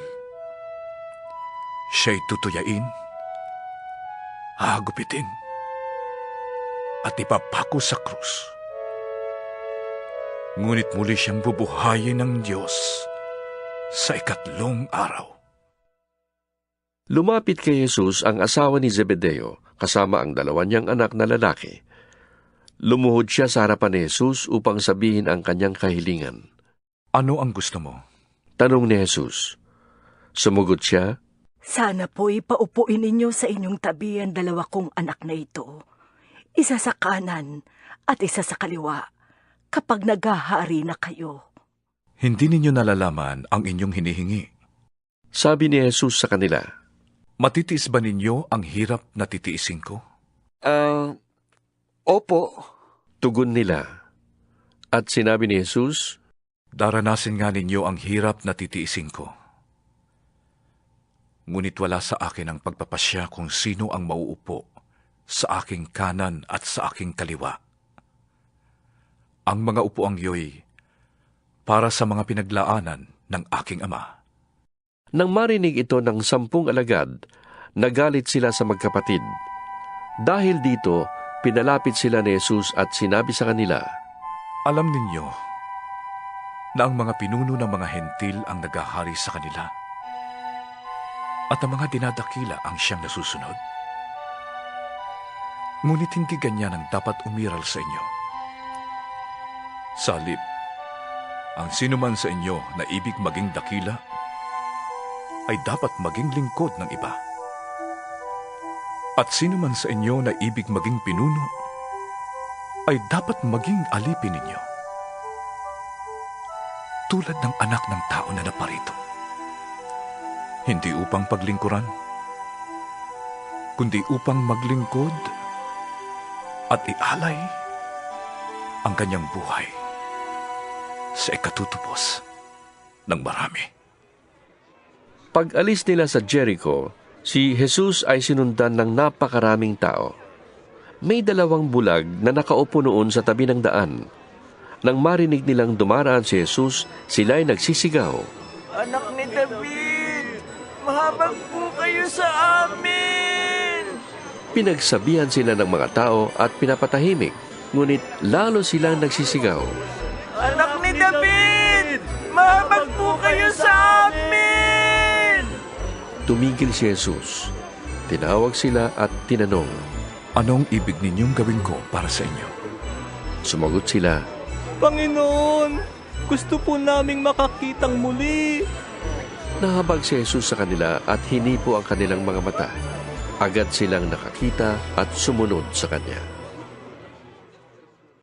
21 kabanata. Malapit na sila sa Jerusalem, at pagdating nila sa Betfage sa bundok ng mga Olibo, pinauna ni Jesus ang dalawa sa kanyang mga alagad. Sinabi niya sa kanila, Pumunta kayo sa susunod na nayon at makikita ninyo kaagad doon ang isang inahing asno na nakatali, kasama ang kanyang pisiro. Kalagan ninyo ang mga ito at dalhin dito. Kapag may nagtanong sa inyo, sabihin ninyong, kailangan nyo ng Panginoon, at ipapaubaya niya agad ang mga iyon sa inyo. Nangyari ito upang matupad ang sinabi ng propeta. Sa lungsod ng Sion, ay sabihin ninyo, hari mo'y dumarating, siya ay masdan mo, mapagpakumbaba, nakasakay sa asno, at sa isang bisiro, anak ng isang asno. Lumakad nga ang mga alagad at ginawa ang iniutos ni Jesus. Dinala nila kay Jesus ang inahing asno at ang bisiro at isinapin sa likod ng mga ito ang kanilang balabal. Pagkatapos, sumakay dito si Jesus. Maraming naglatag ng kanilang balabal sa daan. Mayroon namang pumuto ng mga sanga ng kahoy at ito'y inilatag sa daan. Nagsisigawan ng mga taong nauuna at sumusunod sa kanya. Sigaw nila, Purihin ang anak ni David! Pinagpala ang dumarating sa ngalan ng Panginoon! Purihin ang Diyos! Pagpasok ni Jesus sa Jerusalem, nagulo ang buong lungsod. Sino kaya ito? Tanong nila. Si Jesus, ang propetang taga Nazaret sa Galilea. Sagot ng karamihan. Pumasok si Jesus sa templo at ipinagtabuyan niyang palabas ang mga nagbibili at namimili roon. Ipinagtataob din niya ang mga mesa ng mga namamalit ng salapi at ang mga upuan ng mga nagtitinda ng kalapati. Sinabi niya, Sinasabi sa kasulatan, ang aking bahay ay tatawaging bahay dalanginan. Ngunit ginawa niyo itong yungib ng mga magnanakaw. Habang si Jesus ay nasa templo, lumapit sa kanya ang mga bulag at mga pilay at sila'y kanyang pinagaling. Nagalit ang mga punong pari ng mga Hudyo at ang mga tagapagturo ng kautusan nang makita nila ang mga himalang ginawa niya at marinig ang mga batang sumisigaw sa loob ng templo ng Purihin ang anak ni David! Purihin ang anak ni David! Sinabi nila kay Jesus, Di mo ba narinig ang sinasabi nila? Naririnig ko. Tugon ni Jesus, Bakit? Hindi pa ba niyo nababasa ang ganitong pangungusap sa kasulatan? Pinalabas mo sa bibig ng mga sanggol at ng mga pasusuhin ang wagas na papuri? Iniwan sila ni Jesus at lumabas siya ng lungsod papuntang Betanya. Doon siya nagpalipas ng gabi. Kinaumagahan, nang si Jesus ay pabalik sa lungsod, siya ay nakaramdam ng gutom. Nakita niya ang isang puno ng igos sa tabi ng daan at nilapitan yon. Wala siyang nakitang bunga kundi mga dahon lamang. Kaya't sinabi niya dito, Hindi ka na mamumunga kailanman. Agad na natuyo ang puno. Nakita ng mga alagad ang nangyari at sila'y namangha. Paanong natuyo agad ang puno ng igos? Tanong nila. Sumagot si Jesus, Tandaan ninyo, kung kayo'y mananalig sa Diyos at hindi mag-aalinlangan, magagawa rin ninyo ang ginawa ko sa puno ng igos na ito. Hindi lamang yan. Kung sasabihin ninyo sa bundok na ito, umalis ka riyan, tumalon ka sa dagat, mangyayari ang inyong sinabi. Anumang hingin ninyo sa panalangin ay tatanggapin ninyo kung nananalig kayo. Pumasok si Jesus sa templo. Habang siya ay nagtuturo doon, lumapit sa kanya ang mga punong pari ng mga Hudyo at ang mga pinuno ng bayan at siya'y tinanong, Ano ang karapatan mong gumawa ng mga bagay na ito? Sino nagbigay sa iyo ng karapatang gumawa nito? Sumagot si Jesus, Tatanungin ko rin kayo. Kapag sinagot ninyo ang tanong ko, sasabihin ko naman sa inyo kung ano ang karapatan kong gumawa ng mga bagay na ito. Kanino nagmula ang karapatan ni Juan upang magbautismo? Sa Diyos ba o sa tao? At sila'y nag-usap-usap. Kung sasabihin natin mula sa Diyos, sasabihin naman niya sa atin, bakit hindi niyo siya pinaniwalaan? Ngunit, kung sasabihin natin mula sa tao, baka naman kung anong gawin sa atin ang taong bayan, sapagkat kinikilala ng lahat na si Juan ay isang propeta. Kaya't sumagot sila kay Jesus. Hindi namin alam. Sinabi naman niya sa kanila, Hindi ko rin sasabihin sa inyo kung ano ang karapatan kong gumawa ng mga ginagawa ko. Ano ang palagay niyo rito? May isang taong may 2 anak na lalaki. Lumapit siya sa nakatatanda at sinabi, Anak, pumunta ka ngayon sa ubasan at magtrabaho ka roon. Ayoko po, tugon niya. Ngunit nagbago siya ng pasya at nagtrabaho sa ubasan. Lumapit din ang ama sa ikalawa at ganun din ang kanyang sinabi. At tumugon ito, Opo, ngunit hindi naman pumunta sa ubasan. Sino sa 2 ang sumunod sa kalooban ng kanyang ama? Ang nakatatanda po. Sagot nila. Sinabi sa kanila ni Jesus, Sinasabi ko sa inyo, ang mga maniningil ng buwis at ang masasamang babae ay nauuna pang magpasakop sa paghahari ng Diyos kaysa inyo. Sapagkat naparito sa inyo si Juan at ipinakilala ang matuwid na pamumuhay at hindi ninyo siya pinaniwalaan. Ngunit naniwala sa kanya ang mga maniningil ng buwis at ang masasamang babae. Nakita niyo ito, subalit hindi pa rin kayo nagsisi at naniwala sa kanya. Pakinggan ninyo ang isa pang talinghaga. May isang taong nagtanim ng ubas sa kanyang bukid. Binakuran niya ang ubasan, nilagyan ng pisaan at tinayuan ng isang mataas na bantayan. Pagkatapos, kanyang pinaalagaan sa mga kasama ang ubasan at siya'y nagpunta sa ibang lupain. Nang dumating ang panahon ng pitasan ng ubas, pinapunta ng may-ari ng ubasan ang kanyang mga tauhan upang kunin sa mga kasama ang kanyang kaparte. Ngunit, sinunggaban ng mga kasama ang mga tauhan. Binugbog nila ang isa, pinatay ang ikalawa, at binato naman ang ikatlo. Pinapunta uli ng may-ari ang mas marami pang tauhan. Ngunit, ganon din ang ginawa ng mga kasama sa mga ito. Sa kahuli-hulihay, pinapunta niya ang kanyang anak na lalaki. Sabi niya sa sarili, marahil na may igagalang nila ang aking anak. Ngunit nang makita ng mga kasama ang anak, sila'y nag-usap-usap. Ito ang tagapagmana. Hali kayo, patayin natin ng mapasa atin ang kanyang mamanahin. Kaya't siya'y sinunggaban nila, inilabas sa ubasan at pinatay. At tinanong sila ni Jesus, Pagbalik ng may-ari ng ubasan, ano kaya ang gagawin niya sa mga kasamang iyon? Sumagot sila, Lilipulin niya ang mga masasamang iyon at paalagaan ng ubasan sa ibang kasama na magbibigay sa kanya ng kaparte sa panahon ng pamimitas. Nagpatuloy pa si Jesus, Hindi pa ba ninyo nababasa ang talatang ito sa kasulatan? Ang batong itinakwil ng mga tagapagtayo ng bahay ang siyang naging batong panulukan. Ginawa ito ng Panginoon at ito'y kahanga-hangang pagmasdan. Kaya nga sinasabi ko sa inyo, hindi sa inyo maghahari ang Diyos, kundi sa mga bansang maglilingkod sa Kanya ng tapat. Ang bumagsak sa batong ito ay magkakadurog-durog, at ang mabagsakan nito'y magkakaluray-luray. Narinig ng mga punong pari ng mga Hudyo at ng mga Pariseo ang mga talinghaga ni Jesus at naunawaan nilang sila ang pinapatamaan niya. Siya ay dadakpin sana nila, ngunit natakot sila sa mga tao sapagkat kinikilala ng mga ito na si Jesus ay isang propeta.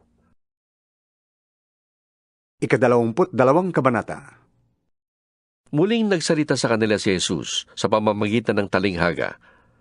Sinabi niya, Ang paghahari ng Diyos ay katulad nito. May isang haring nagdaos ng isang handaan para sa kasal ng kanyang anak na lalaki. Sinugo niya ang kanyang mga utusan upang tawagin ang mga inanyayahan. Ngunit ayaw nilang dumalo. Muli siyang nagsugo ng ibang mga utusan at kanyang pinagbilinan ng ganito. Sabihin ninyo sa mga inanyayahan na nakahanda na ang mga pagkain. Napatay na ang aking mga baka at mga pinatabang guya, at handa na ang lahat. Halina kayo. Ngunit hindi ito pinansin ng mga inanyayahan. Sa halip, pumunta sila sa kani-kanilang lakad. May pumunta sa kanyang bukid at meron namang nag-asikaso ng kanyang negosyo. Sinunggaban naman ng iba ang mga utusan, hinamak at pinatay. Galit na galit ang hari, kaya't pinapunta niya ang kanyang mga kawal. Ipinapuksa ang mga mamamatay taong yon at ipinasunog ang kanilang lungsod. Pagkatapos, sinabi niya sa kanyang mga utusan, nakahanda na ang mga pagkain, ngunit hindi karapat-dapat ang mga inanyayahan. Pumunta kayo sa mga lansangang matao at inyong anyayahan sa kasalan ang lahat ng makita ninyo. Pumunta nga sa mga pangunahing lansangan ang mga utusan at isinama nila ang lahat ng kanilang natagpuan, masasama't mabubuti, at napuno ng mga panauhin ang bulwagang pangkasalan. Pumasok ang hari upang tingnan ang mga panauhin. Nakita niya ang isang taong hindi nakadamit pangkasalan. Tinanong niya ito, kaibigan, bakit ka pumasok dito nang hindi nakadamit pangkasalan? Hindi nakaimik ang tao. Kaya't sinabi ng hari sa mga katulong, gapusin ninyo ang kanyang kamay at paa at itapon siya sa kadiliman sa labas. Dooy mananangis siya at magganggalit ang kanyang mga ngipin.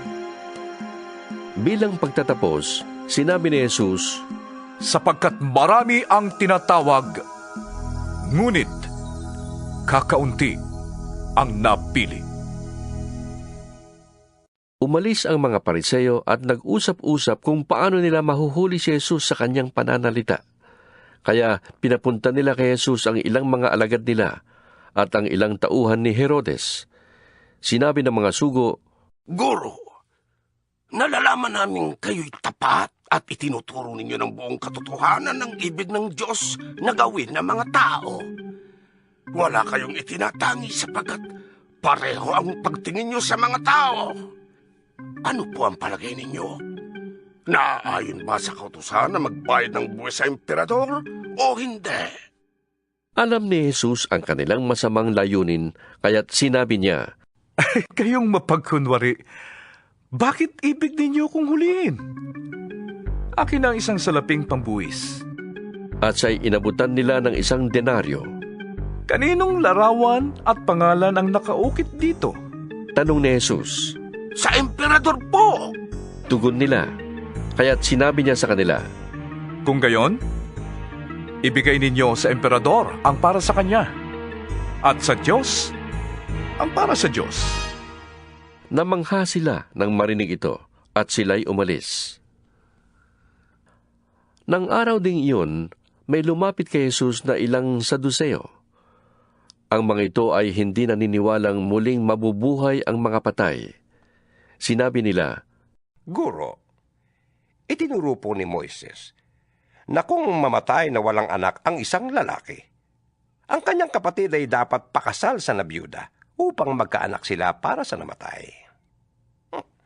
Noon po'y may 7 magkakapatid na lalaki rito sa amin. Nag-asawa ang panganay at namatay siyang walang anak. Kaya't ang kanyang asawa ay pinakasalan ng kanyang kapatid. Gayon din po ang nangyari sa pangalawa. Sa pangatlo, hanggang sa pampito. Pagkamatay nilang lahat, namatay naman ang babae.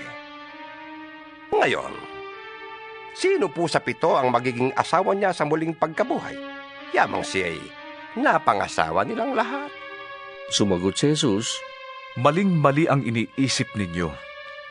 Palibhasay di ninyo alam ang mga kasulatan ni ang kapangyarihan ng Diyos. Sa muling pagkabuhay, ang mga tao'y hindi na mag-aasawa. Sila ay magiging tulad ng mga anghel sa langit. Tungkol naman sa muling pagkabuhay ng mga patay, hindi pa ba ninyo nababasa sa kasulatan ang sinabi sa inyo ng Diyos? Sabi niya, Ako ang Diyos ni Abraham, Diyos ni Isaac, at Diyos ni Jacob. Ngunit ang Diyos ay hindi Diyos ng mga patay, kundi ng mga buhay. Nang marinig ito ng mga tao, namangha sila sa kanyang turo. Nagtipon-tipon ang mga Pariseo nang mabalitaan nilang napatahimik ni Jesus ang mga Saduceo. Isa sa kanila na dalubhasa sa kautusan ang nagtanong kay Jesus upang subukin ito. Guro, alin po ang pinakamahalagang utos sa kautusan? Tanong niya. At sumagot si Jesus, Ibigin mo ang Panginoon mong Diyos ng buong puso, ng buong kaluluwa, at ng buong pag-iisip. Ito ang pinakamahalagang utos. Ito naman ang pangalawa. Ibigin mo ang iyong kapwa, gaya ng pag-ibig mo sa iyong sarili. Sa dalawang utos na ito nakasalalay ang buong kautusan ni Moises at ang turo ng mga propeta. Tinanong naman ni Jesus ang mga Pariseyong natitipon doon. Ano ang pagkaalam ninyo tungkol sa Mesyas? Kaninong anak siya? Kay David po. Sagot nila. Kung gayon, sabi ni Jesus, bakit siya tinawag ni David na Panginoon nang nasa kanyang espiritu? Ganito ang kanyang sinabi. Sinabi ng Panginoon sa aking Panginoon, Maupo ka sa aking kanan, hanggang lubusan kong mapasuko sa iyo ang mga kaaway mo. Ngayon, kung si David ay tumawag sa kanya ng Panginoon, paanong masasabing anak ni David ang Mesyas? Isa man sa kanila'y walang nakasagot, at mula nooy wala nang nangahas magtanong sa kanya. 23 kabanata. Pagkatapos ay sinabi ni Jesus sa mga tao at sa kanyang mga alagad, Ang mga tagapagturo ng kautusan at ang mga Pariseo ang kinikilalang tagapagpaliwanag ng kautusan ni Moises. Kaya't gawin ninyo ang itinuturo nila at sundin ang kanilang iniuutos. Ngunit, huwag ninyong tularan ang kanilang ginagawa sapagkat hindi nila tinutupad ang kanilang ipinapangaral. Pinagpapasa nila ng mabibigat na dalahin ng mga tao, ngunit ni daliri ay ayaw nilang igalaw upang tumulong sa pagdadala ng mga yon. Pawang pakitang tao ang kanilang mga gawa. Nilalaparan nila ang mga lalagyan ng talata sa kanilang noot braso at hinahabaan ang palawit sa laylayan ng kanilang mga damit.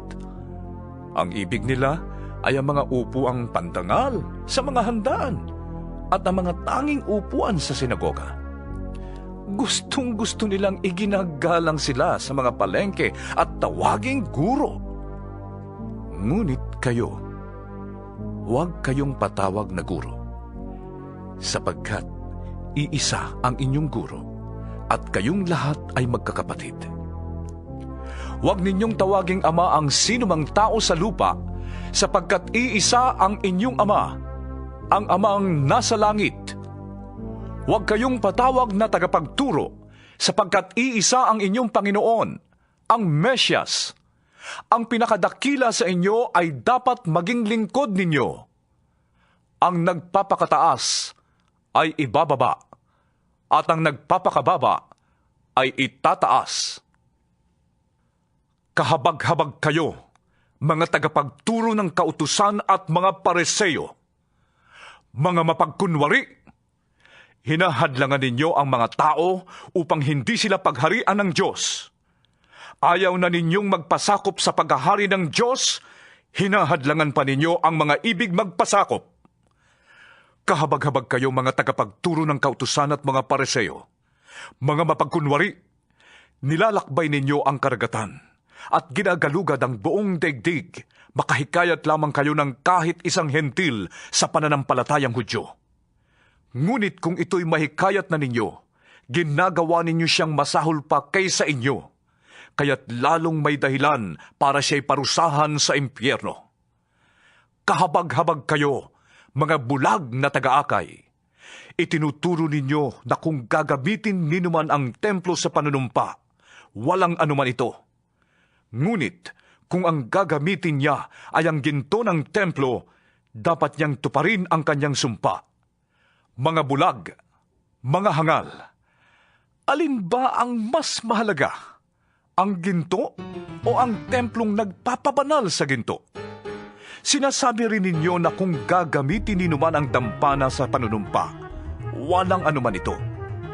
Ngunit, kung ang gagamitin niya ay ang handog na nasa dampana, dapat niyang tuparin ang kanyang sumpa. Mga bulag, alin ba ang mas mahalaga? Ang handog o ang dambanang nagpapabanal sa handog? Kaya nga, kapag nanumpa ang sinuman na saksi ang dambana, ginagawa niyang saksi ito at ang lahat ng handog dito. Kapag nanumpa ang sinuman na saksi niya ang templo, ginagawa niyang saksi ito at ang Diyos na nasa templo. At kapag nanumpa ang sinuman na saksi niya ang langit, ginagawa niyang saksi ang trono ng Diyos at ang Diyos na nakaupo doon. Kahabag-habag kayo, mga tagapagturo ng kautusan at mga Pariseo, mga mapagkunwari. Ibinibigay ninyo ang 10 bahagi ng naaani ninyong pampalasa ng pagkain. Ngunit kinakaligtaan naman ninyong isagawa ang mas mahalagang turo sa kautusan, ang katarungan, ang pagkahabag, at ang katapatan. Huwag ninyong kaligtaang gawin ang mga ito, kahit na tamang gawin ninyo ang pagbibigay ng 10 bahagi ng ani. Mga bulag na taga-akay, sinasala ninyo ang niknik sa inyong inumin, ngunit nilulunok naman ninyo ang kamelyo. Kahabag-habag kayo, mga tagapagturo ng kautusan at mga Pariseo. Mga mapagkunwari, nililinis ninyo ang labas ng tasa at pinggan. Ngunit ang mga yon ay puno ng kasakiman at pagiging makasarili. Bulag na Pariseo, linisin mo muna ang nasa loob ng tasa at pinggan at magiging malinis din ang labas nito. Kahabag-habag kayo, mga tagapagturo ng kautusan at mga Pariseo. Mga mapagkunwari, ang katulad ninyo'y mga libingang pinaputi, magaganda sa labas, ngunit ang loob ay bulok at puno ng kalansay. Ganyang-ganyan kayo. Sa paningin ng tao'y mabubuti, ngunit ang totoo'y punong-puno kayo ng pagkukunwari at kasamaan. Kahabag-habag kayo, mga tagapagturo ng kautusan at mga Pariseo. Mga mapagkunwari, ipinagpapatayo ninyo ng libingan ng mga propeta at pinapaganda ang mga puntod ng mga taong namuhay ng matuwid. Sinasabi pa ninyo, kung kami sana'y nabuhay sa kapanahunan ng aming mga ninuno, hindi kami sasama sa pagpatay sa mga propeta. Sa sinabi ninyong yan, inaamin na ninyong kayo'y mga anak ng mga nagpapatay sa mga propeta. Sige, tapusin ninyo ang pinasimulan ng inyong mga ninuno. Mga ahas, lahi ng mga ulupong, hindi kayo makakaiwas na maparusahan sa impyerno? Kaya nga, magsusugo ako sa inyo ng mga propeta, mga pantas at mga tagapagturo. Papatayin ninyo ang ilan sa kanila at ang iba'y papako sa krus. Ang iba'y hagupitin ninyo sa inyong mga sinagoga at uusigin sa bayan-bayan. Kaya nga, parurusahan kayo dahil sa pagkamatay ng lahat ng taong pinatay na walang sala, magmula kay Abel hanggang kay Zacarias na anak ni Barakias. Pinatay ninyo si Zacarias sa pagitan ng santuaryo at ng dambanang sunugan ng mga handog. Sinasabi ko sa inyo, ang parusa sa lahat ng mga pagpatay na yon ay mararanasan ng mga taong nabubuhay ngayon. Jerusalem, Jerusalem, pinapatay mo ang mga propeta at binabato ang mga sinugo sa iyo. Ilang ulit kong sinikap na kupkupin ang iyong mga mamamayan, gaya ng paglukob ng isang inahin sa kanyang mga sisiw.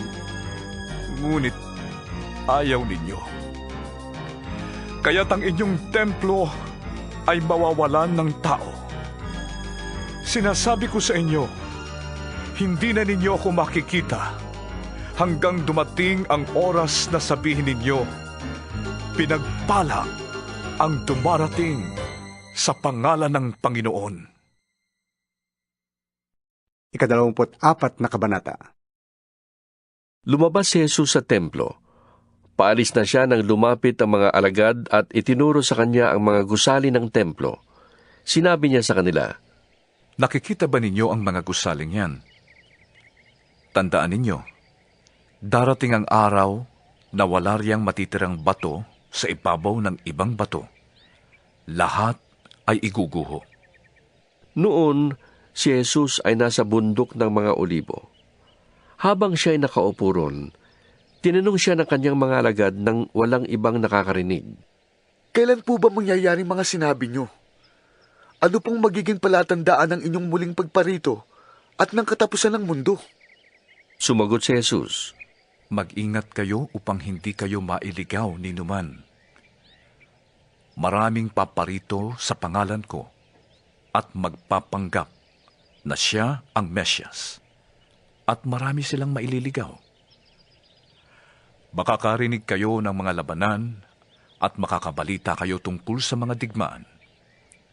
Ngunit, huwag kayong mababahala. Dapat mangyari ang mga yon. Ngunit hindi pa yon ang wakas. Maglalaban-laban ang mga bansa at gayon din ang mga kaharian. Magkakaroon ng tagutom at lilindol sa maraming lugar.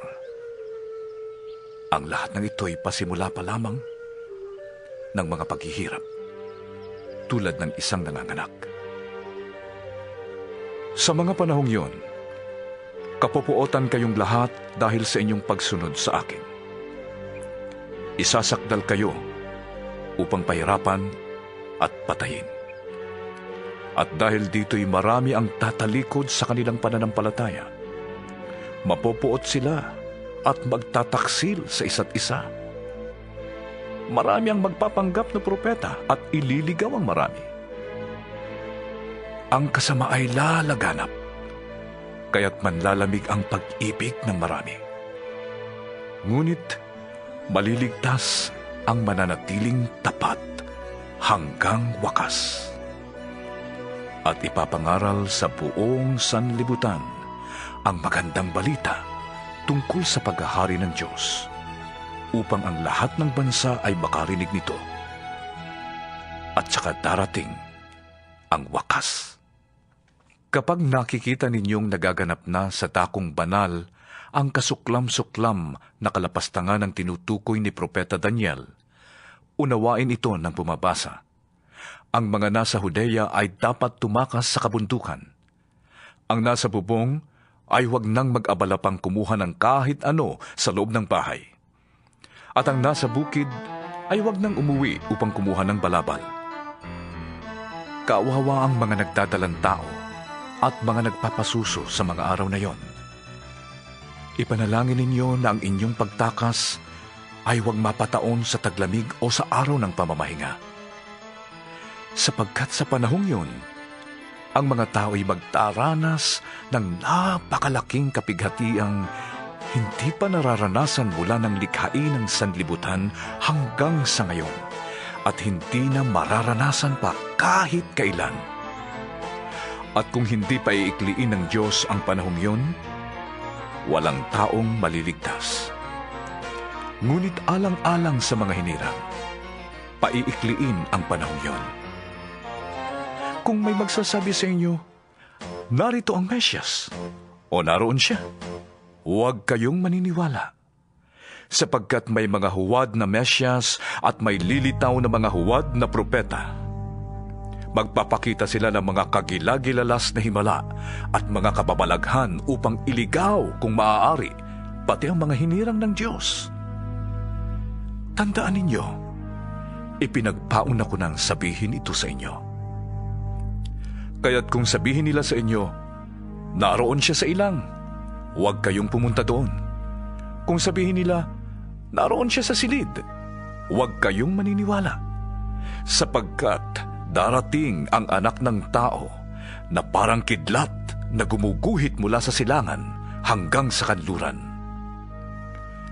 Kung saan may bangkay, doon nagkakatipon ang mga agila. Pagkatapos ng kapighatian sa mga panahong yon, magdidilim ang araw, hindi magliliwanag ang buwan, malalaglag mula sa langit ang mga bituin at mayayanig ang mga kapangyarihan sa kalawakan. Pagkatapos, lilitaw sa langit ang tanda ng Anak ng Tao at mananangis ang lahat ng bansa. Makikita nila ang Anak ng Tao na nasa alapaap at dumarating na may dakilang kapangyarihan at malaking karangalan. Sa hudyat ng malakas na tunog ng trumpeta, susuguin niya ang kanyang mga anghel sa 4 na sulok ng daigdig at titipunin nila ang mga hinirang mula sa lahat ng dako. Unawain ninyo ang aral mula sa puno ng igos. Kapag ang mga sanga nito ay nananariwa at nagkakadahon na, alam ninyong malapit na ang tag-araw. Gayon din naman, kapag nakita ninyo ang lahat ng ito, malalaman ninyong malapit na ang kanyang pagdating. Siya'y paparating na. Tandaan ninyo, magaganap ang lahat ng ito bago mamatay ang mga taong nabubuhay ngayon. Ang langit at ang lupa ay lilipas, ngunit ang aking salita ay mananatili. Ngunit walang nakakaalam ng araw at oras ng pagsapit niyon, kahit ang mga anghel sa langit o ang anak man. Ang Ama lamang ang nakakaalam nito. Ang pagdating ng Anak ng Tao ay matutulad sa pagdating ng baha noong panahon ni Noe. Nang mga araw na yon, bago bumaha, ang mga tao'y nagsisikain, nagiinuman at nagsisipag-asawa hanggang sa pumasok si Noe sa barko. Hindi nila namamalayan ang nangyayari hanggang sa dumating ang baha at tinangay silang lahat. Gayon din ang mangyayari sa pagdating ng Anak ng Tao. Sa panahong yon, may 2 lalaking nagtatrabaho sa bukid. Kukunin ang isa at iiwan ang ikalawa. May 2 babaeng nagtatrabaho sa gilingan. Kukunin ang isa at iiwan ang ikalawa. Kaya't magbantay kayo, dahil hindi ninyo alam kung kailan darating ang inyong Panginoon. Tandaan ninyo ito, kung alam ng puno ng sambahayan kung anong oras sa gabi darating ang magnanakaw, siya'y magbabantay at hindi niya pababayaang pasukin ang kanyang bahay. Kaya't maging handa kayong lagi, sapagkat darating ang Anak ng Tao sa oras na hindi nyo inaasahan. Sino ang tapat at matalinong alipin? Hindi ba't ang pinamamahala ng kanyang Panginoon upang magpakain sa iba pang mga alipin sa takdang oras? Mapalad ang aliping yon kapag dinatnan siyang naglilingkod ng matapat sa pagbabalik ng kanyang Panginoon. Sinasabi ko sa inyo, gagawin siyang tagapamahala ng kanyang Panginoon sa lahat ng mga ari-arian nito. Ngunit kung masama ang aliping yun, sasabihin niya sa kanyang sarili, matatagalan pa ang pagbabalik ng aking Panginoon. Kaya't sisimulan niyang bugbugin ang ibang mga alipin at makikipagkainan at makikipag-inuman sa mga lasenggo. Babalik ang Panginoon ng aliping yon sa araw na hindi niya inaasahan at sa oras na hindi niya alam. Buong higpit na parurusahan siya ng kanyang Panginoon at pagkatapos ay isasama sa mga mapagkunwari. Dooy tatangis siya at magngangalit ang ngipin. 25 kabanata. Ang kaharian ng langit ay maitutulad dito. May 10 dalagang lumabas upang sumalubong sa lalaking ikakasal. Bawat isa ay may dalang ilawan. Ang 5 sa kanila ay hangal at ang 5 na may matatalino. Ang mga hangal ay nagdala ng kanilang mga ilawan, ngunit hindi nagbaon ng langis. Ang matatalino na may nagbaon ng langis, bukod pa sa nasa kanilang mga ilawan. Naantala ang pagdating ng lalaking ikakasal, kaya't inantok sila sa paghihintay at nakatulog. Ngunit ng hating gabi na'y may sumigaw, "Narito na ang lalaking ikakasal! Lumabas na kayo upang salubungin siya!" Agad pumangon ang 10 dalaga at inayos ang kanilang ilawan. Sinabi ng mga hangal sa matatalino, "Bigyan naman ninyo kami ng kaunting langis. Aandap-andap na ang aming mga ilawan." "Baka hindi magkasya ito sa ating lahat," tugon naman ng matatalino. "Mabuti pa'y pumunta muna kayo sa tindahan at bumili ng para sa inyo." Kaya't lumakad ang 5 hangal na dalaga. Habang bumibili sila, dumating ang lalaking ikakasal. Ang 5 nakahanda ay kasama niyang pumasok sa kasalan at isinara ang pinto. Pagkatapos, dumating naman ang 5 hangal na dalaga. "Panginoon, papasukin po ninyo kami," sigaw nila. Ngunit tumugon siya, "Sinasabi ko sa inyo, hindi ko kayo nakikilala." Pagkatapos nito'y sinabi ni Jesus, "Kaya't magbantay kayo, sapagkat hindi ninyo alam ang araw ni ang oras." Ang paghahari ng Diyos ay maitutulad dito. May isang taong maglalakbay, kaya't tinawag niya ang kanyang mga tauhan at ipinagkatiwala sa kanila ang kanyang ari-arian. Binigyan niya ng salapi ang bawat isa ayon sa kanilang kakayahan. Binigyan niya ang isa ng 5,000 salaping ginto, ang isa na may 2,000 salaping ginto, at ang isa pa'y 1,000 salaping ginto. Pagkatapos, siya'y umalis. Humayo agad ang tumanggap ng 5,000 salaping ginto at ipinangalakal yon. Kumita siya ng 5,000 salaping ginto. Gayon din naman, ang tumanggap ng 2,000 salaping ginto ay kumita ng 2,000 salaping ginto pa. Ngunit ang tumanggap ng 1,000 salaping ginto ay humukay sa lupa at itinago ang salapi ng kanyang Panginoon. Pagkaraan ng mahabang panahon, bumalik ang Panginoon ng mga tauhang yon at sila'y pinag-ulat. Lumapit ang tumanggap ng 5,000 salaping ginto at sinabi, "Panginoon, heto po ang 5,000 salaping ginto na iniwan ninyo sa akin. Heto pa po ang 5,000 salaping ginto na tinubo ko." Sinabi sa kanya ng Panginoon, "Magaling, tapat at mabuting lingkod.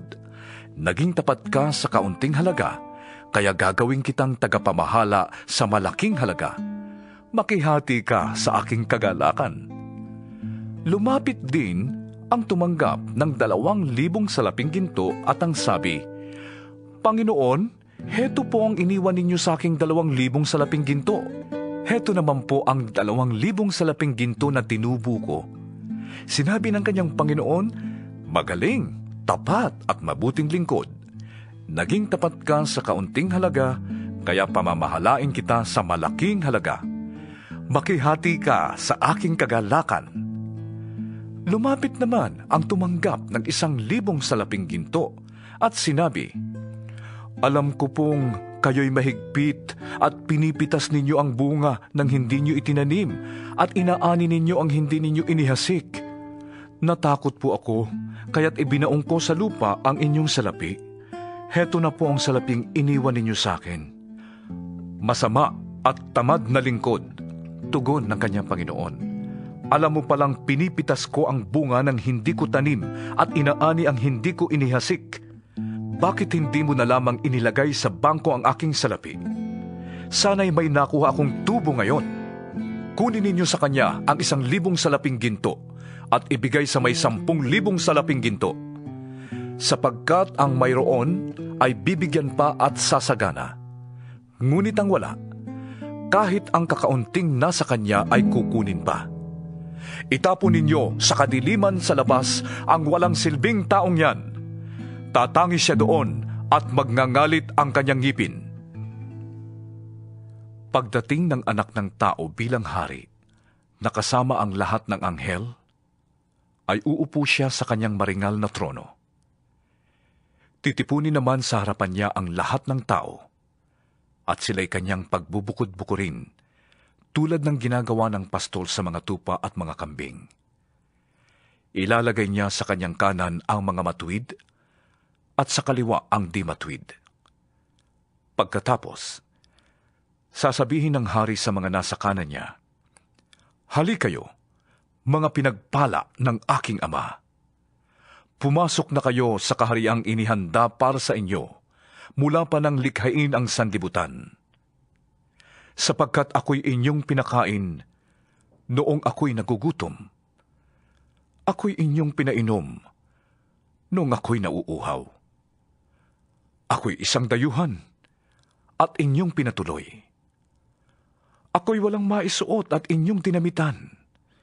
Nagkasakit at inyong dinalaw. Nabilanggo at inyong pinuntahan." Sasagot ang mga matuwid, "Panginoon, kailan po namin kayo nakitang nagutom at aming pinakain? O nauhaw at aming pinainom? Kailan po kayo naging dayuhan at aming pinatuloy? O kaya'y walang maisuot at aming dinamitan? At kailan po namin kayo nakitang nagkasakit o nabilanggo at kayo'y aming dinalaw?" Sasabihin ng hari, "Sinasabi ko sa inyo, nang gawin ninyo iyon sa isa sa mga pinakahamak kong mga kapatid, iyon ay sa akin ninyo ginawa." Sasabihin naman niya sa mga nasa kaliwa, "Lumayas kayo sa harapan ko, mga isinumpa. Doon kayo sa apoy na di mamamatay, na inihanda para sa dyablo at sa kanyang mga kampon. Sapagkat hindi ninyo ako pinakain nung ako'y nagugutom. Hindi ninyo ako pinainom noong ako'y nauuhaw. Hindi ninyo ako pinatuloy noong ako'y isang dayuhan. Hindi ninyo ako dinamitan noong ako'y walang maisuot. Hindi ninyo ako dinalaw noong ako'y may sakit at noong ako'y nasa bilangguan." At sasagot din sila, "Panginoon, kailan po namin kayo nakitang nagutom, nauhaw, walang matirhan, walang maisuot, may sakit o nasa bilangguan, na hindi namin kayo tinulungan?" At sasabihin sa kanila ng hari, "Sinasabi ko sa inyo, nang pagkaitan ninyo ng tulong ang isa sa pinakahamak sa mga ito, ako ang inyong pinagkaitan." Itataboy ang mga ito sa kaparusahang walang hanggan, ngunit ang mga matuwid ay magkakaroon ng buhay na walang hanggan. 26 na kabanata. Matapos ituro ni Jesus ang lahat ng ito, sinabi niya sa kanyang mga alagad, "Gaya ng alam ninyo, 2 araw na lamang at Paskwa na.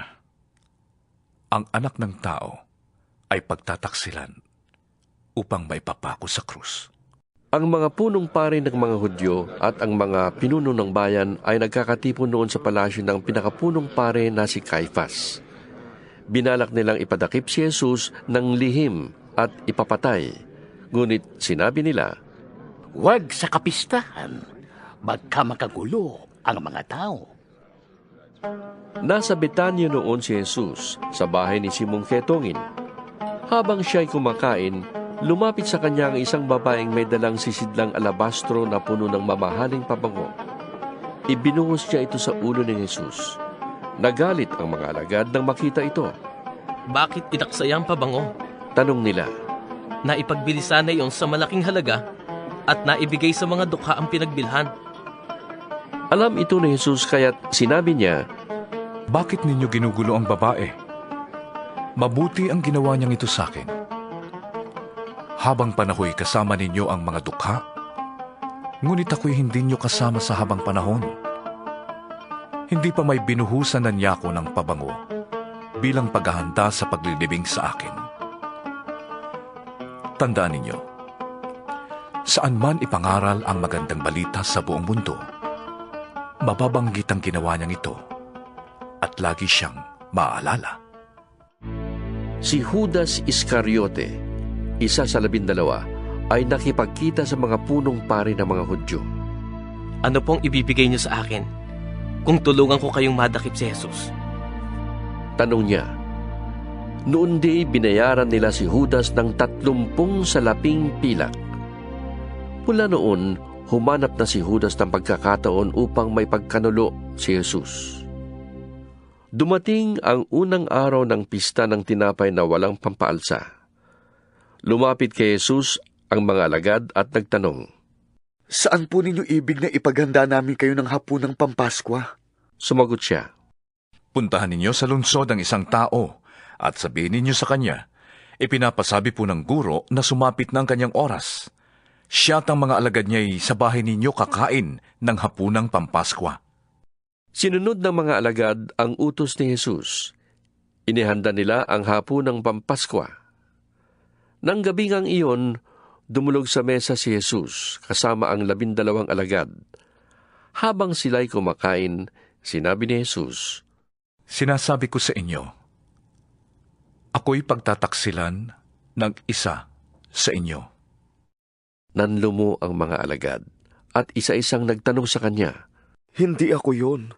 Di po ba, Panginoon? Sumagot siya, Ang kasabay kong sumausaw sa mangkok ay siyang magkakanulo sa akin. Papanaw ang anak ng tao ayon sa nasusulat. Ngunit kabag-habag ang taong magkakanulo sa kanya. Mabuti pang hindi na siya ipinanganak. Si Judas na magkakanulo sa kanya ay nagtanong din, Guro, ako po ba?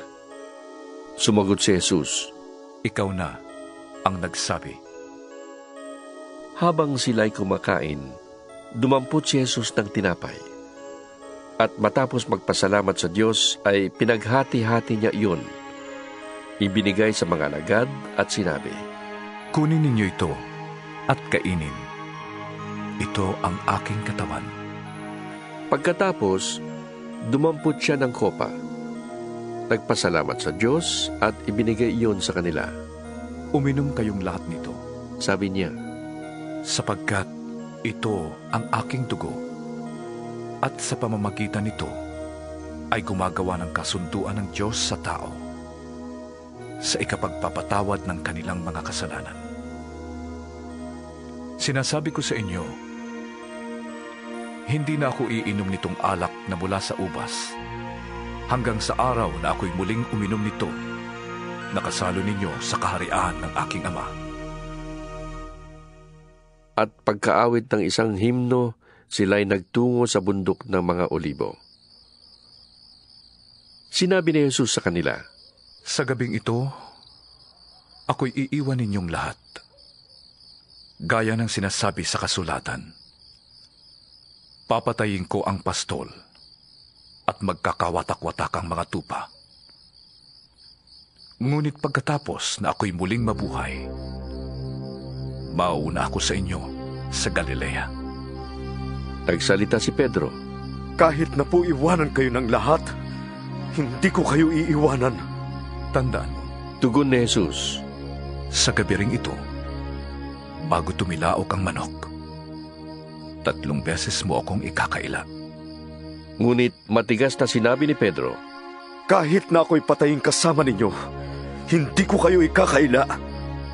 Ganon din ang sinabi ng lahat ng alagad. Isinama ni Jesus ang kanyang mga alagad sa isang lugar na tinatawag na Gethsemane. Sinabi niya sa kanila, Dito muna kayo at mananalangin ako sa dako roon. Ngunit isinama niya sina Pedro at ang 2 anak ni Zebedeo. Nagsimulang mabagabag at maghirap ang kanyang kalooban. Kaya't sinabi niya sa kanila, Ako'y puno ng hapis na halos ikamatay ko. Maghintay kayo rito at samahan ninyo ako sa pagpupuyat. Lumayo siya ng kaunti. Nagpatira pa siya at nanalangin. Ama ko, kung maaari, ilayo mo sa akin ang kopang ito ng paghihirap. Ngunit hindi ang kalooban ko, kundi ang kalooban mo ang mangyari. Nagbalik siya at tinatnan niyang natutulog ang 3 alagad. Sinabi niya kay Pedro, Talaga bang hindi kayo makapagpuyat na kasama ko kahit 1 oras man lamang? Magbantay kayo at manalangin upang huwag kayong madaig ng tukso. Ang espiritu'y nakahanda, ngunit ang laman ay mahina. Muli siyang lumayo at nanalangin. Ama ko, kung hindi maaaring maialis ang kopang ito, malibang inumin ko, mangyari ang iyong kalooban. Muli siyang nagbalik at dinatnan na naman niyang natutulog sila sapagkat sila'y antok na antok. Iniwan niya uli ang 3 alagad at muli siyang nanalangin at iyon din ang kanyang sinabi. Nagbalik na naman siya sa mga alagad at sinabi sa kanila, Natutulog pa ba kayo at nagpapahinga? Dumating na ang oras ng anak ng tao ay pagkakanulo sa mga makasalanan.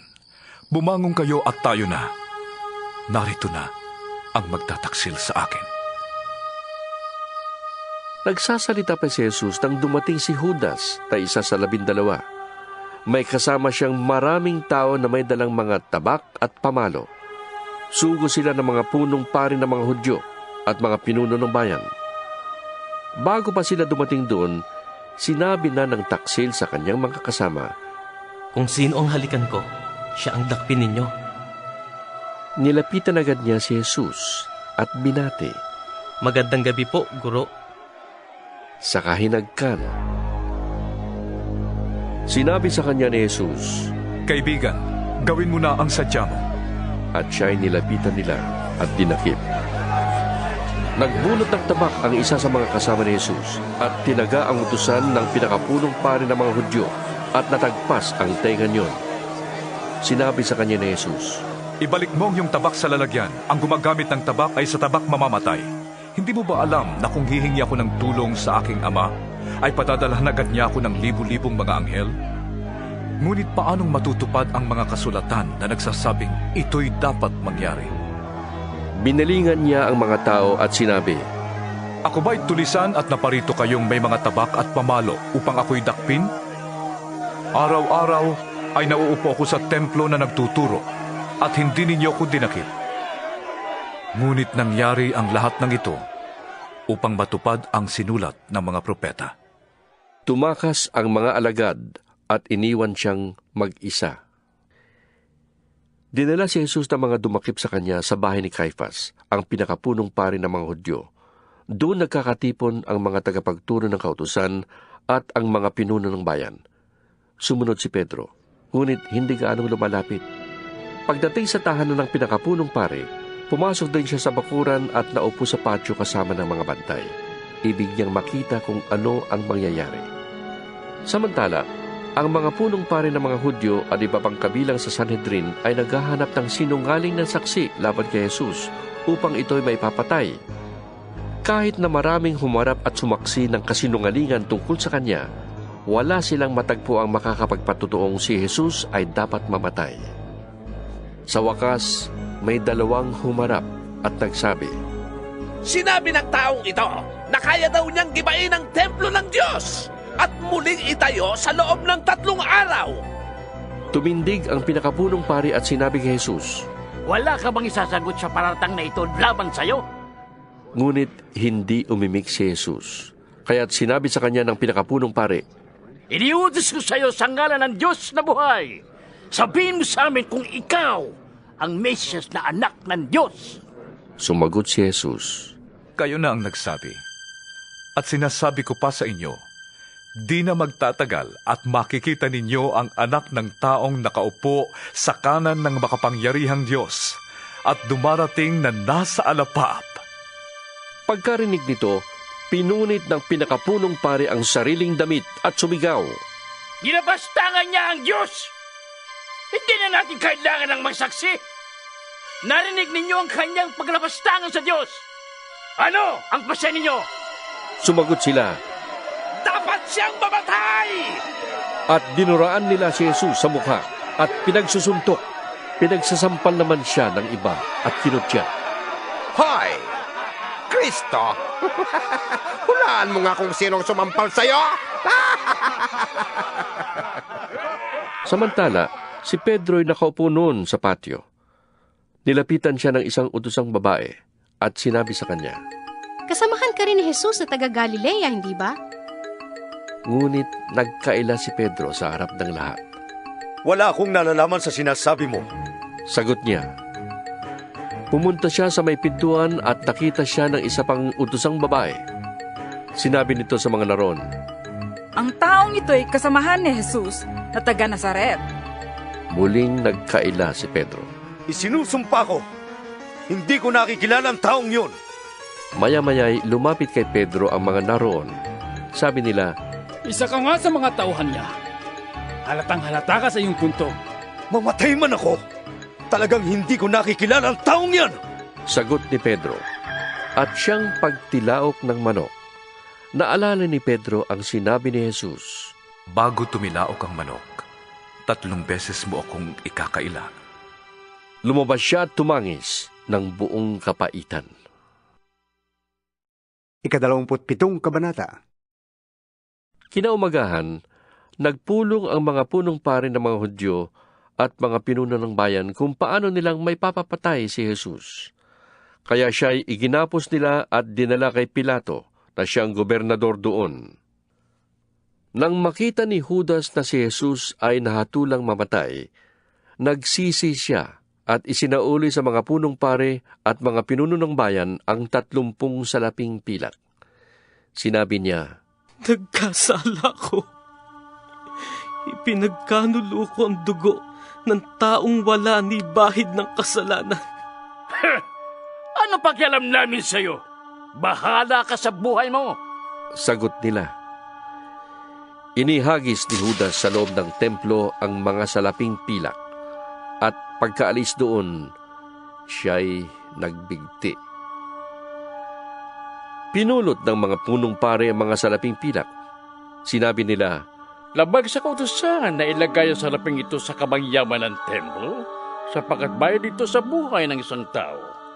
Nagkaisa sila na ang salaping iyon ay ibili ng bukid ng isang magpapalayok upang gawing libingan ng mga dayuhan. Mula noon, ang bukid na iyon ay tinawag na Bukid ng Dugo hanggang sa panahong ito. Sa ganitong paraan, natupad ang sinabi ni Propeta Jeremias. Kinuha nila ang 30 salaping pilak. Ang halagang katumbas niya ayon sa mga Israelita at ginamit ito upang bilhin ang bukid ng isang magpapalayok ayon sa inutos sa akin ng Panginoon. Iniharap si Jesus sa gobernador at siya'y tinanong nito, Ikaw nga ba ang hari ng mga Hudyo? Sumagot si Jesus, Kayo na ang may sabi. Ngunit nang paratangan siya ng mga punong pare at ng mga pinuno ng bayan, hindi siya umimik. Kaya't sinabi sa kanya ni Pilato, Hindi mo ba narinig ang paratang nila laban sa iyo? Ngunit hindi pa rin siya umimik, kaya't nagtaka ng labis ang gobernador. Kinaugalian na ng gobernador na tuwing Paskwa ay magpalaya ng isang bilanggo, sino mang mahiling ng taong bayan. May isang kilalang bilanggo noon na ang pangalan ay Barabbas. Kaya't nang magkatipon ng mga tao ay tinanong sila ni Pilato, Sino ang ibig ninyong palayain ko? Si Barabbas o si Jesus na tinatawag na Mesiyas? Alam ni Pilato na naiinggit lamang sila kaya nila isinakdal si Jesus. Bukod dito, nang si Pilato ay nakaupo sa hukuman, nagpasabi ang kanyang asawa, Huwag kang makialam sa taong yan. Wala siyang kasalanan. Ngayon ay pinapahirapan ako ng aking panaginip tungkol sa kanya. Ang mga tao na may sinulsulan ng mga punong pari ng mga Hudyo at ng mga pinuno ng bayan na hilingin kay Pilato na si Barabas ang palayain at si Jesus ay ipapatay. Muli silang tinanong ng gobernador, Sino sa dalawa ang ibig ninyong palayain ko? Si Barabas! Sigaw ng mga tao. Sinabi sa kanila ni Pilato, Kung gayon, ano ang gagawin ko kay Jesus na tinatawag na Mesiyas? At sumagot ang lahat, Ipako siya sa krus! Bakit? Ano ang nagawa niyang masama? tanong ni Pilato. Ngunit lalo pang lumakas ang kanilang sigawan. Ipako siya sa krus! Nang makita ni Pilato na wala siyang magagawa at malamang ba'y magkagulo, nagpakwa siya ng tubig at naghugas ng kamay sa harap ng mga tao. Wala akong pananagutan sa dugo ng taong ito. Bahala kayo. Sabi niya.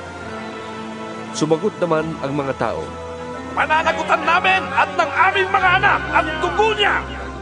Pinalaya nga ni Pilato si Barabas at pinahagupit naman si Jesus. Pagkatapos, ibinigay siya sa kanila upang ipako sa krus. Dinala ng mga kawal ng gobernador si Jesus sa palasyo ng gobernador at nagkatipon ang buong batalyon sa paligid niya. Siya'y hinubaran nila at sinuutan ng isang balabal na matingkad na pula. Kumuha sila ng sangang matinik, ginawang korona at ipinutong sa kanya. Pagkatapos ay pinahawak siya ng halamang tambo sa kanang kamay. Siya ay ininsulto nila at diluhod-luhuran at pinati ng ganito, Mabuhay ang hari ng mga Hudyo! Siya ay pinagduduraan pa nila. Kinuha nila ang tambo at ito'y inahampas sa kanyang ulo. Matapos kutsain, hinubad nila ang balabal at muling sinuutan ng sariling damit. Pagkatapos, inilabas siya upang ipako sa krus. Paglabas ng lunsod, nakita nila ang isang lalaking taga Sirene na ang pangalay Simon. Pilit nilang ipinapasan sa kanya ang krus ni Jesus. Dumating sila sa lugar na tinatawag na Golgota, na ang ibig sabihin ay puok ng bungo. Binigyan nila si Jesus ng alak na hinaluan ng abdo, ngunit nang matikman niya yon, ay hindi niya ininom. Nang maipako na siya sa krus, pinaghati-hatian ng mga kawal ang kanyang mga damit sa pamamagitan ng palabunutan. At pagkatapos, naupo sila upang siya'y bantayan. Isinulat sa kanyang ulunan ang sakdal laban sa kanya. Ito'y si Jesus na hari ng mga Hudyo. May 2 tulisang kasama niyang ipinako sa krus, isa sa kanyang kanan at isa sa kaliwa. Ininsulto siya ng mga nagdaraan. Pailing-iling nilang sinasabi, Hindi ba't ikaw ang gigiba ng templo at muling magtatayo nito sa loob ng 3 araw? Iligtas mo ngayon ang iyong sarili. Kung ikaw nga ang anak ng Diyos, bumaba ka sa krus! Kinutya rin siya ng mga punong pari ng mga Hudyo, mga tagapagturo ng kautusan at mga pinuno ng bayan. Sinasabi nila, Iniligtas niya ang iba, ngunit ang sarili di mailigtas. Di ba siyang hari ng Israel? Buwaba lang siya ngayon sa krus ay maniniwala na kami sa kanya. Nananalig siya sa Diyos at sinasabi niya siyang anak ng Diyos. Tingnan natin kung ililigtas siya ng Diyos. Nilait rin siya ng mga tulisang ipinakong kasama niya. Mula sa tanghaling tapat hanggang sa 3 ng hapon ay nagdilim sa buong lupain. Nang mag-aalas 3 na ng hapon, sumigaw si Jesus. Eli, Eli, lema sabachthani. na ang ibig sabihin, Diyos ko! Diyos ko! Bakit mo ko pinabayaan? Ito'y narinig ng ilan sa mga nakatayo roon, kaya't sinabi nila, Tinatawag niya si Elias. May isang tumakbo at kumuha ng espongha. Binasa ito ng maasim na alak, nilagay sa dulo ng isang patpat at ipinasipsip kay Jesus. Sinabi naman ng iba, Hintay muna! Tingnan natin kung darating si Elias upang iligtas siya! Muling sumigaw si Jesus ng malakas at nalagutan ng hininga. Biglang nahati ang tabing ng templo mula sa itaas hanggang sa ibaba. Nayanig ang lupa at nabiyak ang mga bato. Nabuksan ang mga libingan at muling nabuhay ang maraming banal na namatay. Lumabas sila ng libingan at pagkatapos na muling mabuhay si Jesus, sila'y pumasok sa Jerusalem at nakita roon ng marami. Nasindak ang kapitan at ang mga kawal na nagbabantay kay Jesus nang maramdaman nila ang lindol at masaksihan ang lahat na nangyari. Sabi nila, Tunay na si anak ng Diyos. Naroon ding nagmamasid sa di kalayuan, ang mga babaeng mula pa sa Galilea ay sumusunod na kay Jesus at naglilingkod sa kanya. Kabilang sa kanila si Maria Magdalena, si Mariang ina ni Santiago at ni Jose at ang asawa ni Zebedeo. Pagsapit ng dilim, dumating ang isang mayamang taga-Arimatea na ang pangalay Jose. Siya ay tagasunod din ni Jesus. Hiningi niya kay Pilato ang bangkay ni Jesus kaya't iniutos ni Pilato na ibigay ito sa kanya. Kinuha nga ni Jose ang bangkay at binalot ng bagong telang lino. Inilagay niya ito sa kanyang bagong libingan na ipinauka niya sa bato. Pagkatapos, iginulong niya sa pintuan ang isang malaking batong panakip at saka umalis. Kasama sa paglilibing sina Maria Magdalena at isa pang Maria. Nakaupo sila sa tapat ng libingan. Kinabukasan, pagkatapos ng araw ng paghahanda, sama-samang nagpunta kay Pilato ang mga punong pari ng mga Hudyo at ang mga Pariseo. Sinabi nila, Naalala po namin na sinabi ng mapagpanggap na yon nung siya'y nabubuhay pa, na siya'y muling mabubuhay pagkaraan ng 3 araw. Kaya, pabantayan po sana ninyong mabuti ang libingan hanggang sa 3 araw. Baka pumunta doon ang kanyang mga alagad at kunin ang bangkay, at pagkatapos ay ipamalit ang siya'y muling nabuhay. Ang pandarayang ito'y magiging masahol pa kaysa una. Sinabi sa kanila ni Pilato, Kumuha kayo ng mga kawal at pabantayan niyong mabuti ang libingan. Kaya pumaroon nga sila at nilagyan ng tatak ang batong panakip sa libingan at pinabantayan sa mga kawal. 28 Kabanata. Makaraan ang araw ng pamamahinga, sa pagbubukang liwayway ng araw ng linggo, lumakad si Maria Magdalena at ang isa pang Maria upang tingnan ang libingan ni Jesus. Biglang lumindol ng malakas. Bumaba mula sa langit ang isang anghel ng Panginoon. Iginulong ang batong nakatakip sa libingan at naupo sa ibabaw niyon. Ang kanyang mukha ay nakakasilaw na parang kidlat at puting-puti ang kanyang damit. Nanginig sa takot ang mga bantay nang makita ang anghel at sila'y nabwal na parang mga patay. Ngunit sinabi ng anghel sa mga babae, Huwag kayong matakot. Alam kong hinahanap ninyo si Jesus na ipinako sa krus. Wala na siya rito, sapagkat siya'y muling nabuhay, gaya ng kanyang sinabi. Hali kayo. Tingnan ninyo ang pinaglagyan sa kanya.